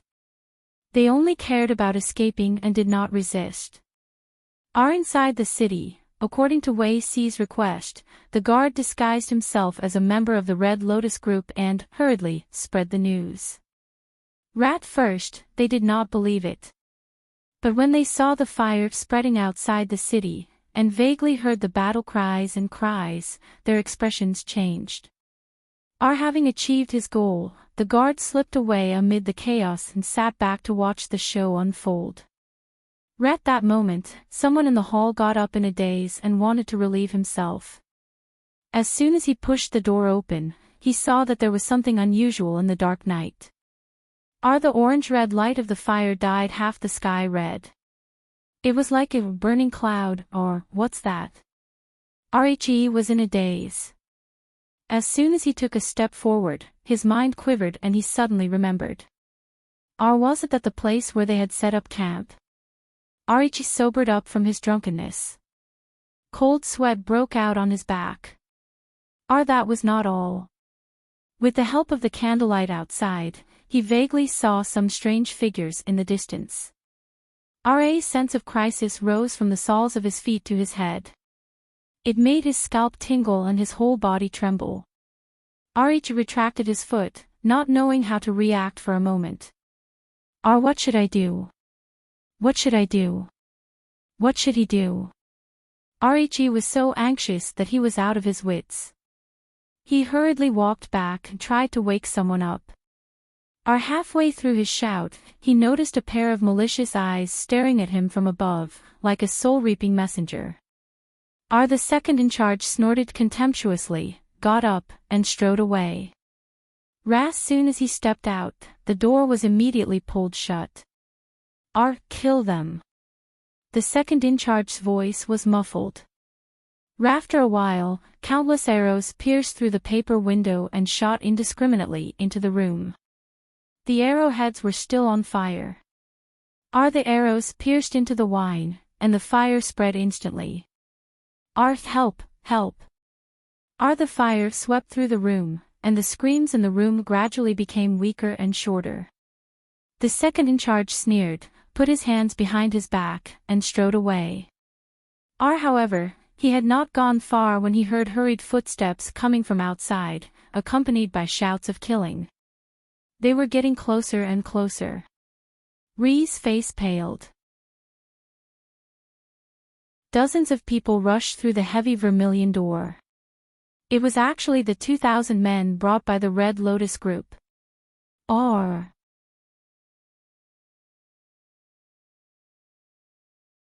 Chapter 660. Sure enough, it's messed up. This Wei Zixiao has a very strong heart. Yang Si panted heavily as he gripped the reins with all his might to prevent himself from falling off the horse's back. He looked rather pathetic. After being tossed and turned, the originally neat scholar's robe became wrinkled. Every time he took a deep breath, the cold wind would pour into his mouth. Yang Si turned his head to look at Chuyu County. He saw that the night sky above the county had also been dyed orange-red, giving off a dangerous and enchanting light. This is called telepathy. Jiang Pingji stood on the horse with a faint smile on her face. Yang Si spat and said angrily, "What telepathy? I think he's just looking for trouble. Who knows who that pile of human bones belongs to? If we believe that Zixiao has been killed, I'm afraid we'll miss the battle. He's good, at least let us know." Speaking of this, Yang Si was also very depressed. Looking at the pile of human bones, Yang Si also thought that it was Wei Si's corpse. He was really sad for a while. If it wasn't for his lord who quickly identified it, he might still be in the dark. Hearing that, Jiang Pingji's slightly pale lips curled into a beautiful arc. Maybe this is also within his expectations. He knows that I won't be deceived by the corpses, let alone miss the battle. After she finished speaking, Jiang Pingji waved the long spear in her hand. The originally silver-white long spear had been soaked in fresh blood. The whole spear was scarlet. The warm fresh blood quickly cooled under the cold wind and solidified into blood clots. It was a little sticky and disgusting to the touch. She put down the long spear as if nothing had happened and looked in the direction of the county. Jing Rong, gather the troops and attack Chuyu County.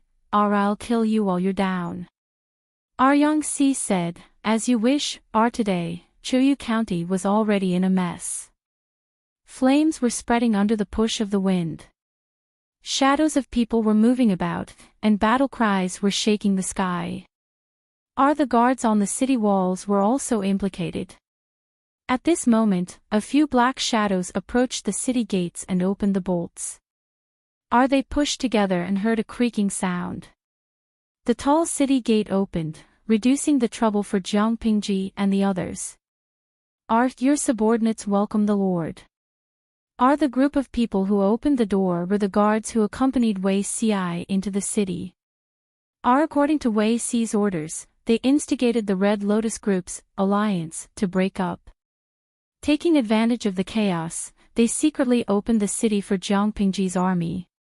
Where is Xixiao? One of them said, Sir has been moved to a safe place and is waiting for the Lord. The corners of Jiang Pingji's lips curled up slightly. Her eyes reflected the dancing orange-red sparks. When the sparks reached her ears, she felt an inexplicable urge to heat up her ears.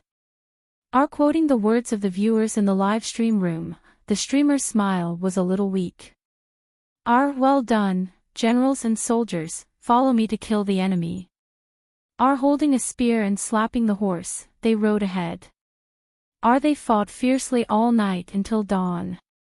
The faint light broke through the night sky, and the earth welcomed a brand new day.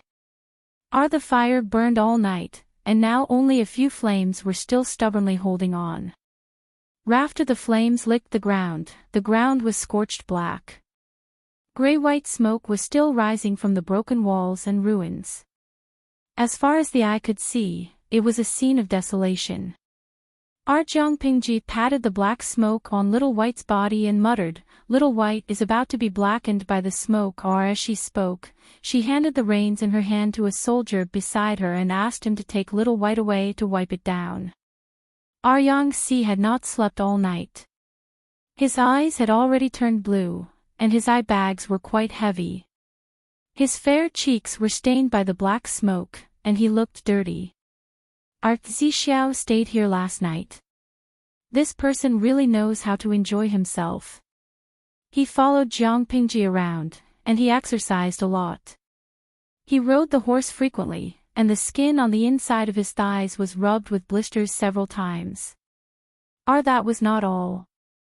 His face, which had finally become a little fat, had now become thin again.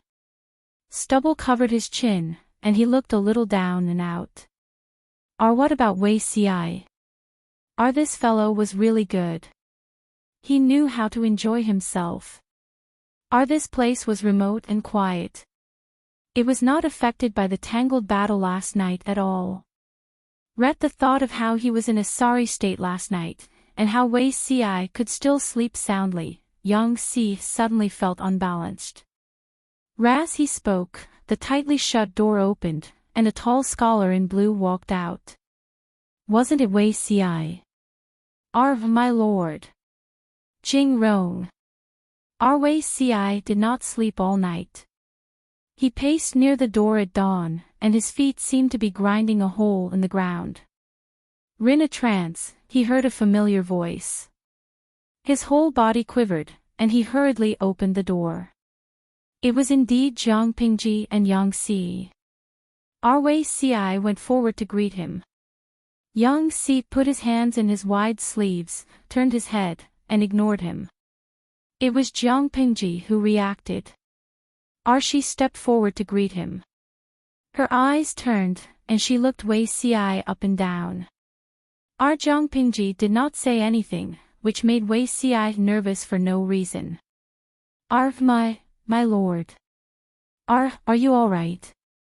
She asked. Wei Xi felt inexplicably guilty. He calmed his mind and maintained a calm expression. I'm fine. Thank you for your concern, my lord. It's good that you're all right. Jiang Pingji passed by him. Her lips moved, and she said in a voice that only the two of them could hear, I'll settle the score with you when we get back. Wei Xi's body stiffened, and his calm expression faintly cracked. Yang did not understand. When he passed by Wei Ci, he snorted softly. Rof all things to play, he faked his death and deceived people's feelings. Wei Ci smiled helplessly and bitterly. Enrich believed that Jiang Pingji would guess his intentions and seize the opportunity to wipe out the Red Lotus group in one fell swoop, take Chuyu County, and unify Wanzhou. Even if the two of them had not communicated beforehand, he believed that they had such a tacit understanding. It was just that, it seemed that he had overreached himself. Yang was fine. It was not difficult to fool him. Wei Ci believed that he could deceive this person. But his lord could not. She was too shrewd. His experience in his previous life had already told him this. Just thinking about the scene of facing her directly made Wei Ci have a faint urge to break into a run. Even so, Wei Ci's disguise had almost been exposed, but Jiang Pingji had not completely exposed the thin veil. Wei Ci felt that he could still be saved. His disguise had not been exposed, and she would not dig out all his secrets. But after what happened last night, he felt guilty. If he had known this would happen, he would have sent someone to inform her in advance. Wei Ci felt as if he was sitting on pins and needles. Jiang Pingji, on the other hand, sat firmly in the seat of honor. After a simple meeting, the thing that Wei Ci was worried about did not happen. Seeing this, Wei Ci secretly breathed a sigh of relief. Yang and Wei Ci were responsible for the chores after the war. Soon, the two of them were occupied by the heavy work and had no time to think about other things. When counting the number of captives, Yang discovered something. It's strange, where are the higher-ups of the Red Lotus group? Did you instigate the second-in-command to defect? They had captured more than 40,000 captives. It could be said to be a great harvest, but they were all members of the Red Lotus group. There were very few core members with a higher status. The desk in front of Wei Ci was full of documents. His right hand, which was holding the pen, was stiff and sore. He simply switched to his left hand and continued writing. Enrich lowered his eyes, and his thick and slender eyelids cast a little shadow. Wei Ci said indifferently, I reckon that he was either burned to death or hacked to death. Anyway, he's dead. Yang was shocked. You fox, what did you do this time? Wei Ci raised his lips and said, it's a waste of rations to keep him alive. How can he share the burden and relieve the lord of her burden? If we really recruit him, it will just be burying hidden dangers for our side. I'm afraid that he will bite back in the future. If that's the case, it's better to get rid of him as soon as possible and end all troubles once and for all. Yang was so shocked that he could not speak. As Jiang Pingji's messenger, Wei Ci recruited him and made use of him completely. After using him, he created a situation where the second-in-command was, accidentally, hacked to death.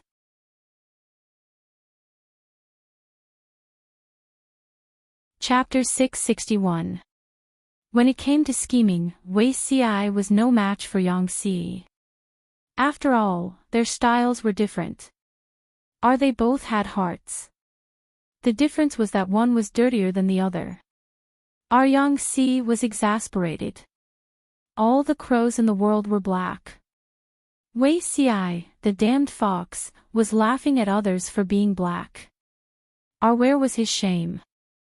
Wei Ci and Yang were so busy with government affairs that their feet hardly touched the ground. Jiang Pingji had to think of a way to settle more than 40,000 captives. Otherwise, as time went on, it would be easy for variables to arise. According to the previous plan, some of them would be sent to Fengyi County to be laborers, while the rest would be left behind. Fengyi County and Shangyang County lacked manpower. Qingda County, which had just been conquered, also lacked manpower. After conquering Qingda County, the matter of rescuing the emperor had to be scheduled. From top to bottom, everyone was as busy as a spinning top. Jiang Pingji gave Wei Ci a separate task. It was not heavy, but it was not easy either. I promised in Shui that I would give him 10% of the wealth and manpower. Now it's time to fulfill my promise. The Red Lotus Group's wealth will take a few more days to count. As for the captives, Jiang Pingji counted the number of captives they had captured. There were about 80,000 of them. Most of them were ordinary people. Wei Ci wanted to select 8,000 troops for Shui. Do as you see fit. Wei Ci cupped his hands in acknowledgement. On the afternoon of the fourth day after conquering Qiuyu County, Shui and a few of his sworn brothers walked out of their hiding place in the mountains. Our big brother, District Magistrate Lu, captured a lot of captives. He wants to give at least 7,000 to 8,000 of us. Is he really willing to do that? The group of brothers muttered, their hearts beating like drums. Ran Shui said calmly, he has to be willing even if he can't bear to. If Lu Shi wasn't this generous, he wouldn't have gone far. As soon as the group approached Qiuyu County, they were discovered by the patrolling guards. They identified themselves and Jiang Pingji personally received them. Brother Lu, how have you been? Ran Shui and the others had stayed in the mountains for a few days and hadn't had time to clean up. They looked a little down and out. If not for their extraordinary auras, they would have thought they were beggars. Compared to the young and promising Jiang Pingji, Shui's image was a little ugly. Ran Shui's sworn brothers did not make a sound. Only Shui spoke. I'm a straightforward person and I won't beat around the bush. I'm here today to make you fulfill your promise. Instead of feigning civility and probing each other, it would be better to go straight to the root of the problem and get straight to the point.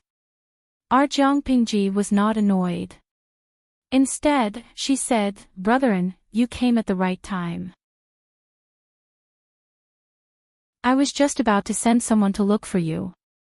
Thanks to Brother An's help, I was able to take down Qingde County so quickly and capture more than 81,000 remnants of the Red Lotus Group. As for the confiscated money, the account books are also here. Brethren, please check them.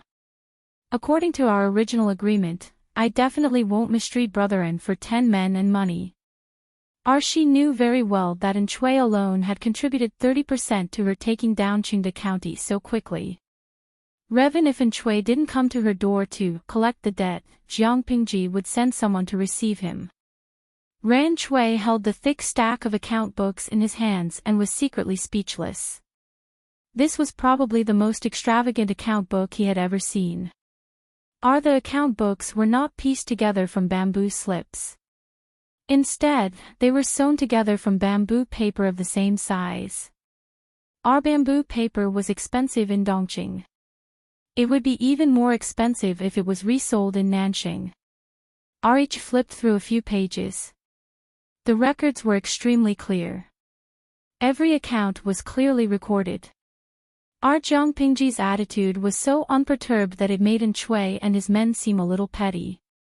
Realizing this, Shui did not flip through the entire contents in detail. He quickly returned the thick account books to Jiang Pingji. I'll listen to your arrangements. Brother Lu is an open and above-board person. Why wouldn't I trust you? Ran Shui wore an appropriate smile on his face. Without batting an eyelid, he warmed up the atmosphere again. The two of them were talking. Wei Ci came in from outside the hall. The matter he reported happened to be related to Shui. The 8,100 people assigned to Shui had been selected. Ran Shui frowned slightly. His sworn brothers also reacted. They all felt their hearts skip a beat. They felt cheated. If Lu Shi were to be chosen for them, who knew if he would specifically choose the old, the disabled, or the seriously injured? What was the use of bringing such soldiers back? Jiang Pingji acted as if she did not see the change in their expressions. She took the initiative to invite Shui. What a coincidence. Brethren, why don't you accompany me to take a look? Ran Shui forced a smile. Then it would be impolite of me to decline. When they arrived at the drill ground, Shui realized that he had gauged the heart of a gentleman with his own mean measure. The captives Jiang Pingji had chosen for him were all well-formed and of suitable age. At a glance, they were all about the same size. Although the captives looked a little dispirited, that was because they had been defeated and captured. They felt lost and hopeless about their future. This outcome was far beyond Shui's expectations. As far as the eye could see, it was obvious that these captives had been carefully selected. They were all in the prime of their lives. Our brother Liu, Shui did not know how to react. It was too pleasant, too unexpected. Among the crowd, Shui even saw some of the middle and small backbone members of the Red Lotus group. They were much stronger than ordinary people.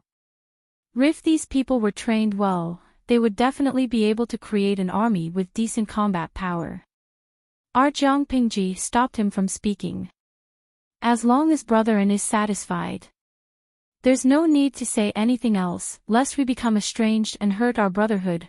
Seeing this, Yang Xi's expression became a little uneasy. After enduring for a long time, he finally had an opportunity. He secretly tugged at Wei Xiai, almost gnashing his teeth. Wei Zixiao, are you siding with an outsider? Wei Xiai was speechless. Why do you say that? When have I sided with an outsider? Yang Xi said. Then what's the matter with the people you've chosen for Shui? Not to mention anything else, they were all young people, and some of them looked quite strong. So it's because of this. Wei Xiai said with a smile, my lord has also promised, you don't have to worry. Don't just look at how good these people look on the surface. That's not the case behind the scenes. Most of them are loyal believers or small leaders of the Red Lotus group. They exploit the people, bully their neighbors, and commit many evil deeds. If we keep them, I'm afraid it will affect the internal atmosphere of the entire Wanzhou. It's better to abandon them. The most important thing was that they were too deeply poisoned by the teachings of the Red Lotus group. They were basically malignant tumors, and they couldn't be left alive. Yang Xi was astonished, so shocked that he couldn't speak. Wei Xiai narrowed his eyes, expressing his loyalty. I'd rather cut my own flesh and give up my life than harm my lord in this life. Shui still has his uses. If we use old, weak, and crippled soldiers to fool him, I'm afraid he'll hold a grudge against my lord. However, if we use these 8,000 young and strong men as an explanation, he won't be able to tell that something is fishy in a short time. We can still make use of them a few more times. Jing Rong, what are you looking at? Yang Xi had finally regained his composure, but he became strange because of Wei Xi's words. Ri's gaze fell behind Wei Xiai. Wei Xiai was puzzled at first, then he became flustered. Richi turned his head and saw a very innocent-looking person leaning against the porch. Jiang Pingji had an expression that said, you guys continue chatting, I'm just looking at the scenery. Wei Xiai was speechless. How long had she been listening? Wei Xi's eyes turned, and he used his gaze to ask Yang Xi.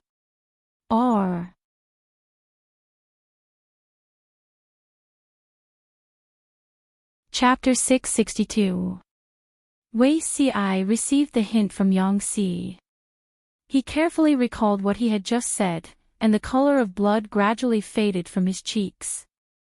It seemed that he had just said something that he shouldn't have.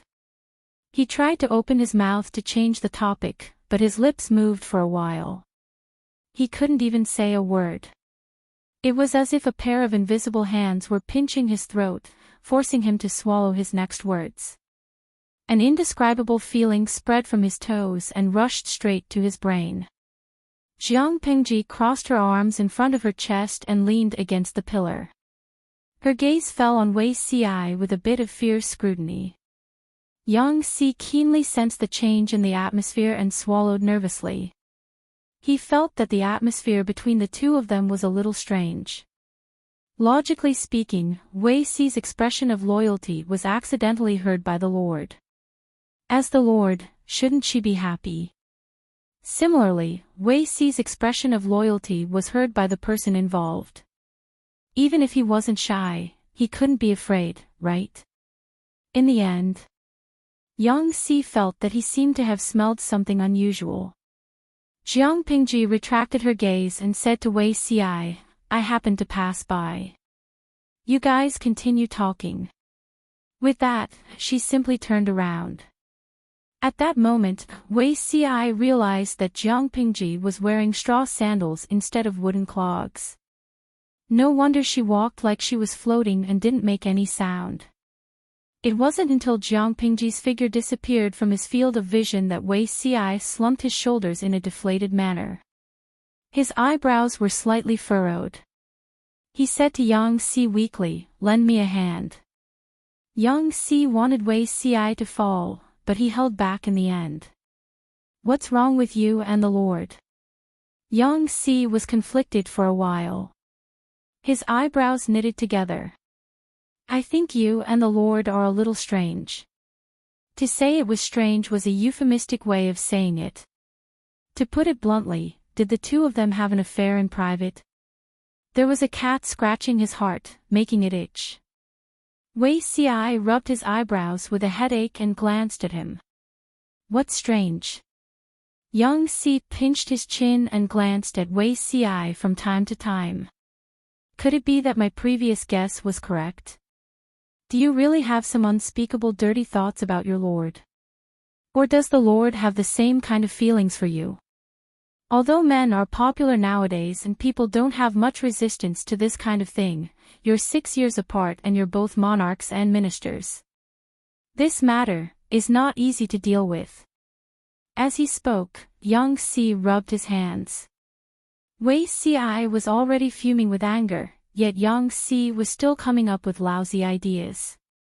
Otherwise, Zixiao, you should find someone to marry. If he was worried about his fate, he could take a concubine. At least he would have a woman by his side. The balance of yin and yang was the right way to go. You could have taken the water route, but you chose to take the land route. Although you are older than the Lord, there is a difference in seniority. You can't just suppress the senior. This is disrespectful. If you really want to force it, won't you make me painful? Yang Si was halfway through his sentence when Wei Si rewarded him with an elbow strike that was neither light nor heavy.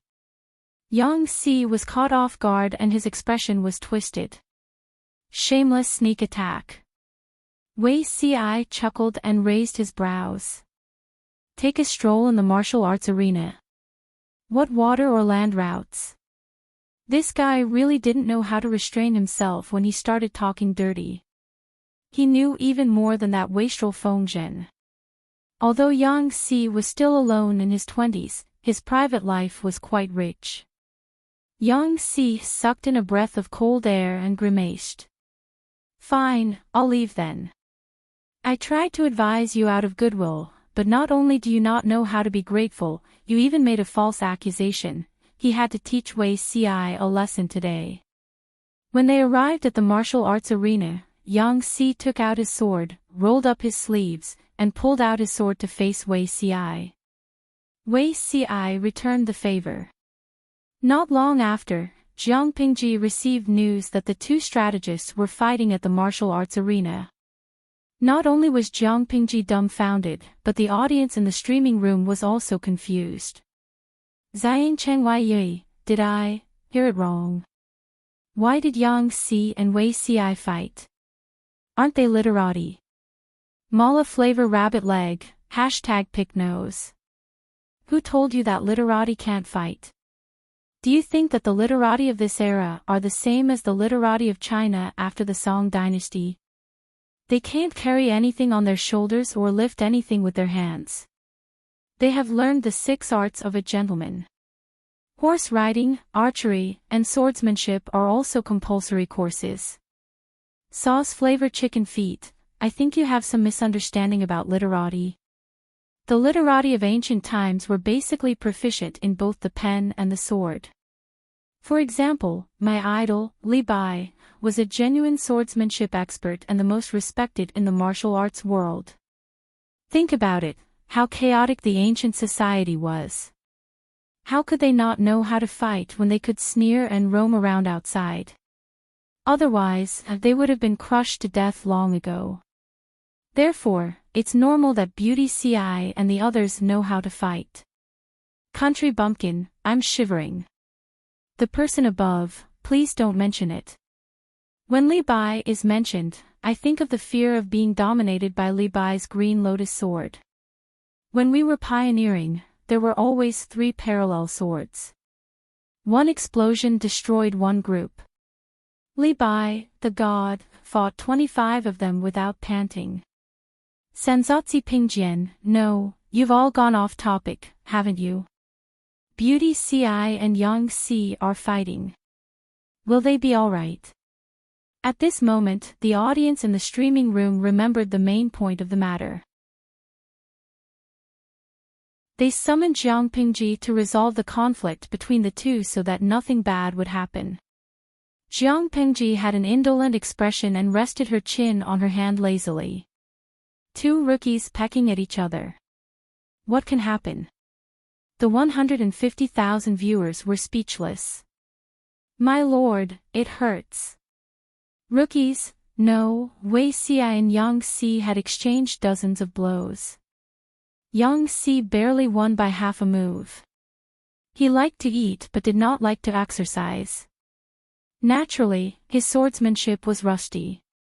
Even though Wei Ci went easy on him like a flood, he was still exhausted and sweating profusely.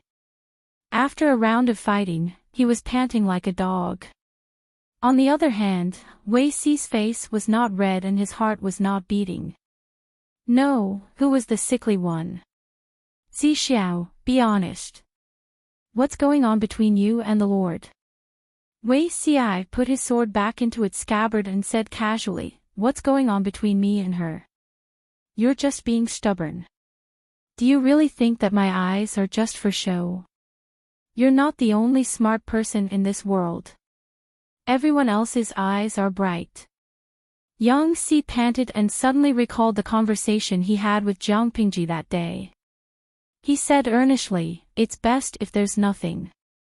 The Lord is young and his temperament is not yet determined. If he gets involved with men out of curiosity, you'll be guilty. But I heard from the Lord that he seems to have a sweetheart. After Wei Ci heard this, he froze on the spot. His feet seemed to be nailed to the ground and he could not move an inch. A sweetheart. Yang Si nagged and repeated Jiang Pingji's words that day. He hoped that he could use reality to extinguish the possible hidden dangers.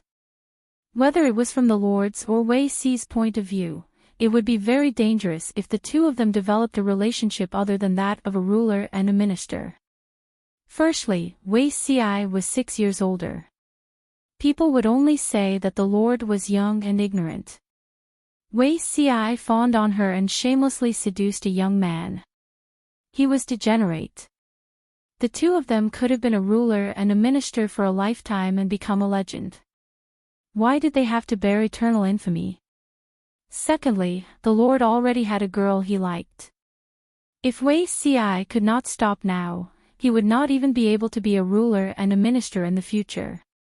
Out of concern for his friend, Yang Si felt that it was better to nip the bud in the bud, regardless of whether the two of them had any signs of it. But, why did it not have any effect? At first, Wei Ci's face was still a little green. As Yang Si spoke, it gradually turned into embarrassment and a faint blush hung on his face. Yang Si was speechless.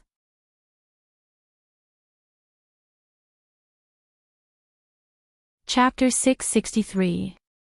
There was nothing wrong with it. Wei Ci coughed lightly, and his expression returned to calmness. Only his ears were bloodshot, so red that tiny blood vessels could be seen. Of course, he could tell who the sweetheart Jiang Pingji was talking about was.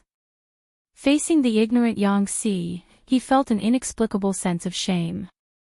However, Yang Si's words just now were not without reason. The Lord was still young. She was in her teens and in her prime. What about Wei Zixiao? How could he be only 6 years older than her? I still have some matters to attend to. I'll leave first. Wei Si's voice was a little vague, as if he was deliberately avoiding something. Yang Si would not let him leave so easily. Changing the topic was useless against him. You haven't explained yet. You want to send me away just like that? Yang Si sat on the folding stool and calmed his breathing. Seeing that Wei Si was about to leave, he hurriedly grabbed his sleeve. His expression became serious, and he said earnestly, Zixiao. Be rational. Don't do anything stupid. Wei Si smiled. It was like the sunlight that melted away ice and snow. It was neither glaring nor warm, and the temperature was just right. I know what I'm doing. She'll understand when she's older. In another 5 or 6 years, he would be 27 or 28 years old. He would be about to enter middle age. She would eventually lose interest. Yang Si naturally would not pester him when he heard him say that. It was fine as long as Wei Si knew what he was doing. Heaving a long sigh of relief, Yang Si sat on the folding stool. He stretched out his legs and hung them down without a care for his image. He hummed a strange tune. While he was feeling pleased, he was caught off guard. His lord's voice came from behind him. Where's Zixiao? Yang Si was so scared that he almost fell off the folding stool. Fortunately, he knew how to maintain his appearance and restrained himself from embarrassing himself. He got up slowly, flicked his sleeves, and folded his sleeves in a bow. Zixiao said he had something to attend to, so he left first. My lord, are you here to look for him? Jiang Pingji crossed her arms in front of her chest, and the corners of her lips curled into an inexplicable smile.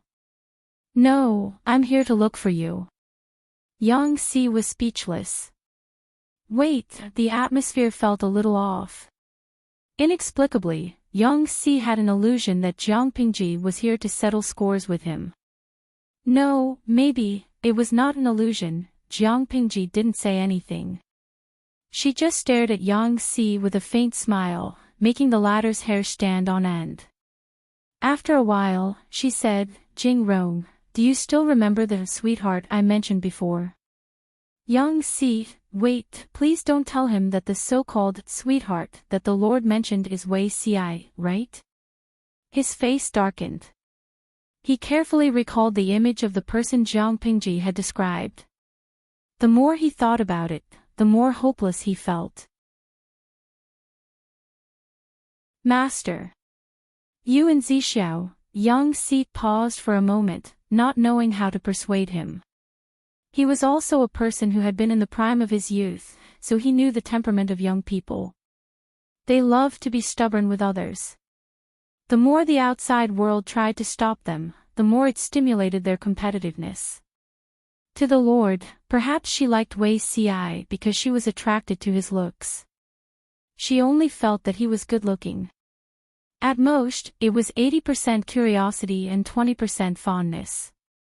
Once there was a strong external force obstructing them, it would trigger the Lord's stubborn temper. Even a 20% liking would turn into a 100% liking. After all, you're both men. Have you thought about how the two of you will carry on the family line in the future? Yang Si spoke weakly.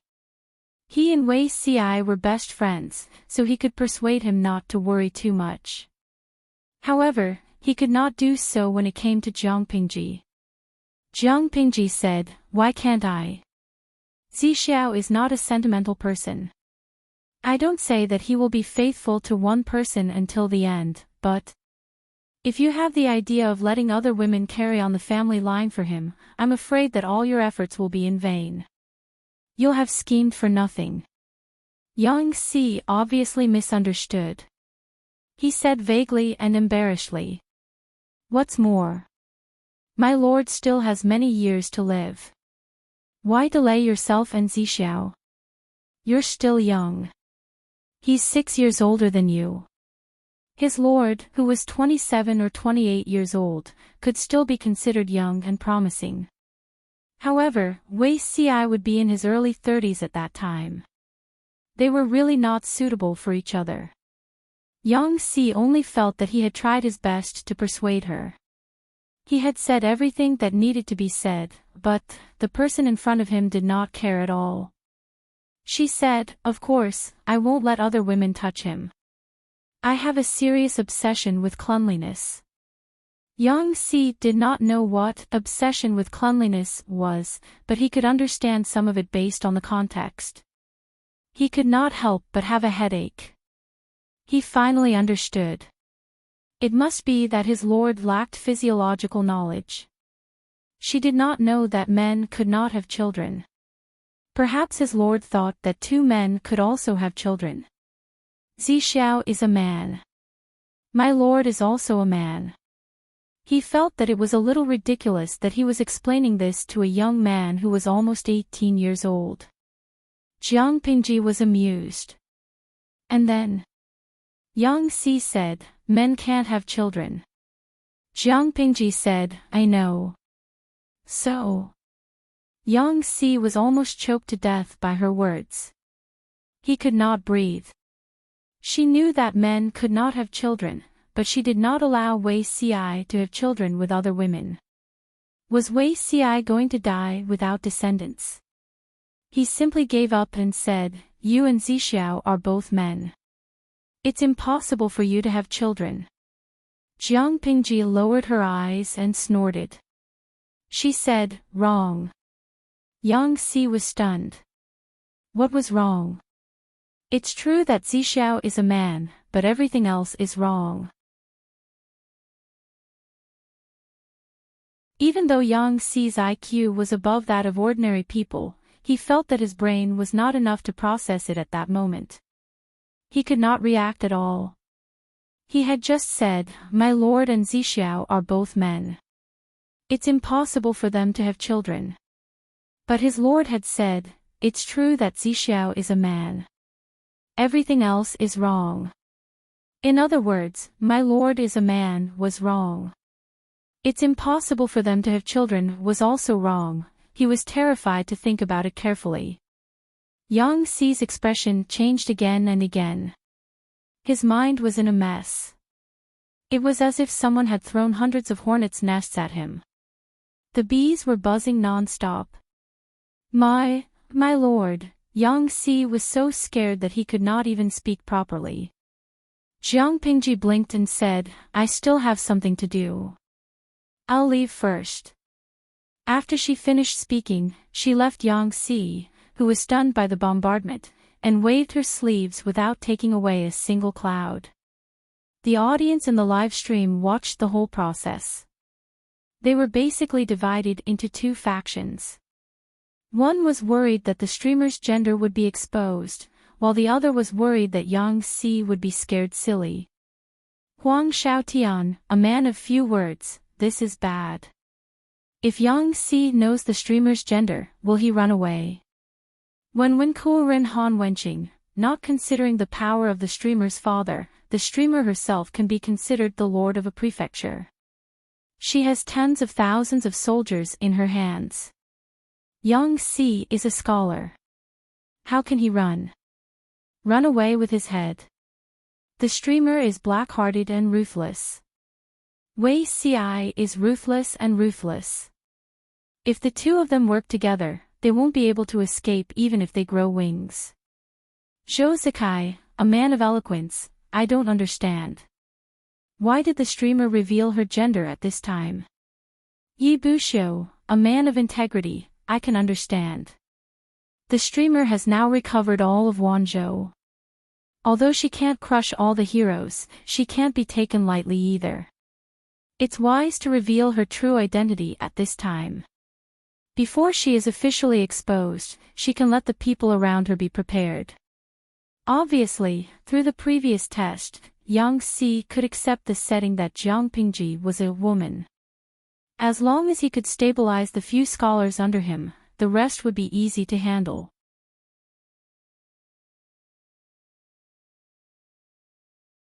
Chapter 664.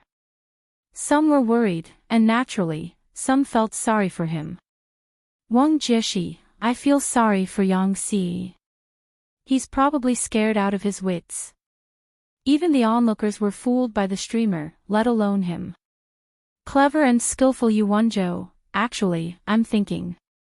Perhaps Yang Si was frightened not because the streamer is a woman, but because such a burly, heroic, valiant, and battle-savvy lord is actually a woman. Can you imagine the King Kong Barbie version of Neza? Liu Siji Lianming, previous poster, all of you are toxic. Hahaha, speaking of which, the streamer is almost 18. How's her cleavage? There's also her monthly menstruation. It seems that she hasn't mentioned it even though I've been following the updates for so long. Gui Kai Guo Fengxiu, speaking of this, I suddenly remembered something that the little angel Li Hanmei said. It can be said to be a classic saying, such a stalwart man as the Lord disguised as a woman hasn't had a good look yet. Don't you think it's funny? Jiang Pingji glanced at the live stream and secretly rolled her eyes. Streamer V, prepare early. I plan to officially confess my identity at this alliance meeting to rescue the Emperor. I'll beat up whoever dares to make noise. It's a little exciting to think about being appointed as the governor of Wenzhou as a woman. On the other side, Yang Si was already scared out of his wits. Just as the audience in the live stream complained, he didn't know whether the Lord is actually a woman or such a Lord is actually a woman was scarier. He hurriedly looked for Wei Ci. He stammered and only asked after a long while. My lord, my lord. Yang Si stammered for a while. Wei Ci was at a loss and wished he could say it for him. Wei Ci held the brush with both hands and wrote well. He asked, what's wrong with the lord? He handled official affairs quickly. She did two things at once and did not interfere with each other. Yang Si quietly made a circle with his hands in front of his chest. His posture looked extremely wretched. A woman. Wei Ci's hand paused and he nodded. Yang Si's face darkened. He wished he could grab Wei Ci's collar and ask, when did you know? I knew it from the beginning. Wei Ci asked him calmly, you couldn't tell. Yang Si was so angry that he wanted to laugh. He felt that everything he had experienced today was absurd. It was a nightmare. Master. How can I tell from her appearance? Yang Si felt depressed. If he was blind, then wouldn't everyone in the world be blind? During the Battle of Qingda County, I was in the vanguard with the Lord. Where did she have any trace of being a woman? Charging more fiercely than anyone else, killing more ruthlessly than anyone else, using more strength than anyone else, and acting more arrogantly than anyone else. Was this how a noble lady of an aristocratic family behaved? Wei Ci's gaze flickered and he said, who told you that women can't fight bravely and well? Yang Si choked on his words and almost couldn't catch his breath. You knew from the start that she was a woman, yet you still pledged loyalty to her. Are you crazy? At this point, Yang Si felt as if his heart had been shot by another arrow, because he had once joked with Jiang Pingji that he looked forward to the ascension of the throne when she gave birth to the emperor concubine. Damn, he had such a cheap mouth. Wei Ci didn't care at all. His thick and slender eyelids drooped slightly. He said calmly, she led the troops to take down Xiangyang district. She conquered Qingan district, Maolin district, and Jiaoping district in 3 battles. She took down Shangyang County from the Feng family and took down Qingda County in half a month. In a year and a half, she has become the de facto lord of Wenzhou. She has tens of thousands of soldiers in her hands. She has the right to compete for the divine tripod of Jojo. You know my aspiration. I only hope that the world will be unified and the rivers will be clean and the seas will be peaceful. As long as I can achieve my aspiration, what difference does it make to me if the Lord is a man or a woman? Yang Si was speechless and couldn't answer. After a while, he asked in a low voice, "Who else knows about the Lord's gender?" "Only Ci, you, and Huayu. The others don't know." Wei Ci stopped writing and spread out the bamboo slip that he had written. He dried the ink and said, "But even if the others know, they probably won't have much of a reaction. Feng Zisher has a prodigal character. He's unrestrained and does whatever he wants. He sees the secular world as dirt. Qiguan Wenjing, even if he doesn't know the truth, I'm afraid he's aware of it. As for Su Xiaoyu, he has an extraordinary friendship with the Lord. He's loyal and has accompanied the Lord since she was born. How could he have a change of heart?" Yang Si was surprised. Feng Huayu actually knows. He had been worried about Feng Jin just now. After all, based on Feng Jin's upbringing, this person was the most unlikely to accept the current situation. What happened in the end? He was someone in the know. Wei Ci said very calmly, "Yes, he knows." Ci listened to Huayu's idle talk. His family's Chongqing was born during the earthquake. Shangjing was destroyed. 9 out of 10 houses collapsed, and there were countless casualties. Huayu's eldest daughter, Chongqing, was personally delivered by the Lord. Do you think he wouldn't know? Yang Si was speechless. He felt that his worldview had suffered a devastating blow. After calming down, Yang Si suddenly remembered something. The Lord has hidden it from the world for so many years. Why did she suddenly tell me? Wei Ci said, "You still don't know. The power of the governor of Wanzhou isn't big, but it's not small either. It's just the right time to expose her identity. Let me tell you, I'm just testing the waters and testing the bottom line of acceptance. Just wait, before the rescue mission is over, the Lord will definitely reveal her identity." Yang Si rubbed his eyebrows. There was too much information. He needed time to calm down. The Lord is so calculative. Thinking of the women's camp, he couldn't help but smile bitterly. It turned out that she had already started planning and laying the groundwork. How could I have gotten to this point without some calculation? Wei Ci knew that not only could she become the governor of the province, but she would also become the ruler of the world and compete for the final winner of the 9 provinces' divine cauldrons. Yang Si's mind was in a mess. He found that once he accepted the setting that the Lord was a woman, it seemed quite interesting. At least, when Jiang Pingji slept with Wei Zixiao in the future, Yang Si wouldn't have to be so conflicted. Thinking of this, he suddenly remembered something. How is the relationship between the Lord and the old master? Wei Ci glanced at him and said, "Not bad." Yang Si pinched his chin, his heart bubbling with black water. "I heard from Feng Huayu that the Lord has a brother born of a mistress. If he didn't know Jiang Pingji's gender, Lu Shi and Jiang Pingji's father and son power was clearly divided. Yang Si wouldn't have thought much about it. But now, he was a little worried. No matter how good a daughter was, she was still a daughter. After all, she had to get married and have children. How could the child be better than a son? Wei Ci looked down, his eyes filled with a cold light. "I know what you're worried about. That bastard is indeed a hidden danger. If he knew his place, Wei Ci couldn't be bothered with him. If he was tormented, he didn't mind being more ruthless. If the Lord wanted to blame him, that would be for the best. The two of them would take the opportunity to cut off all the ties that shouldn't exist." Under such an atmosphere, Jiang Pingji received further instructions to rescue the emperor.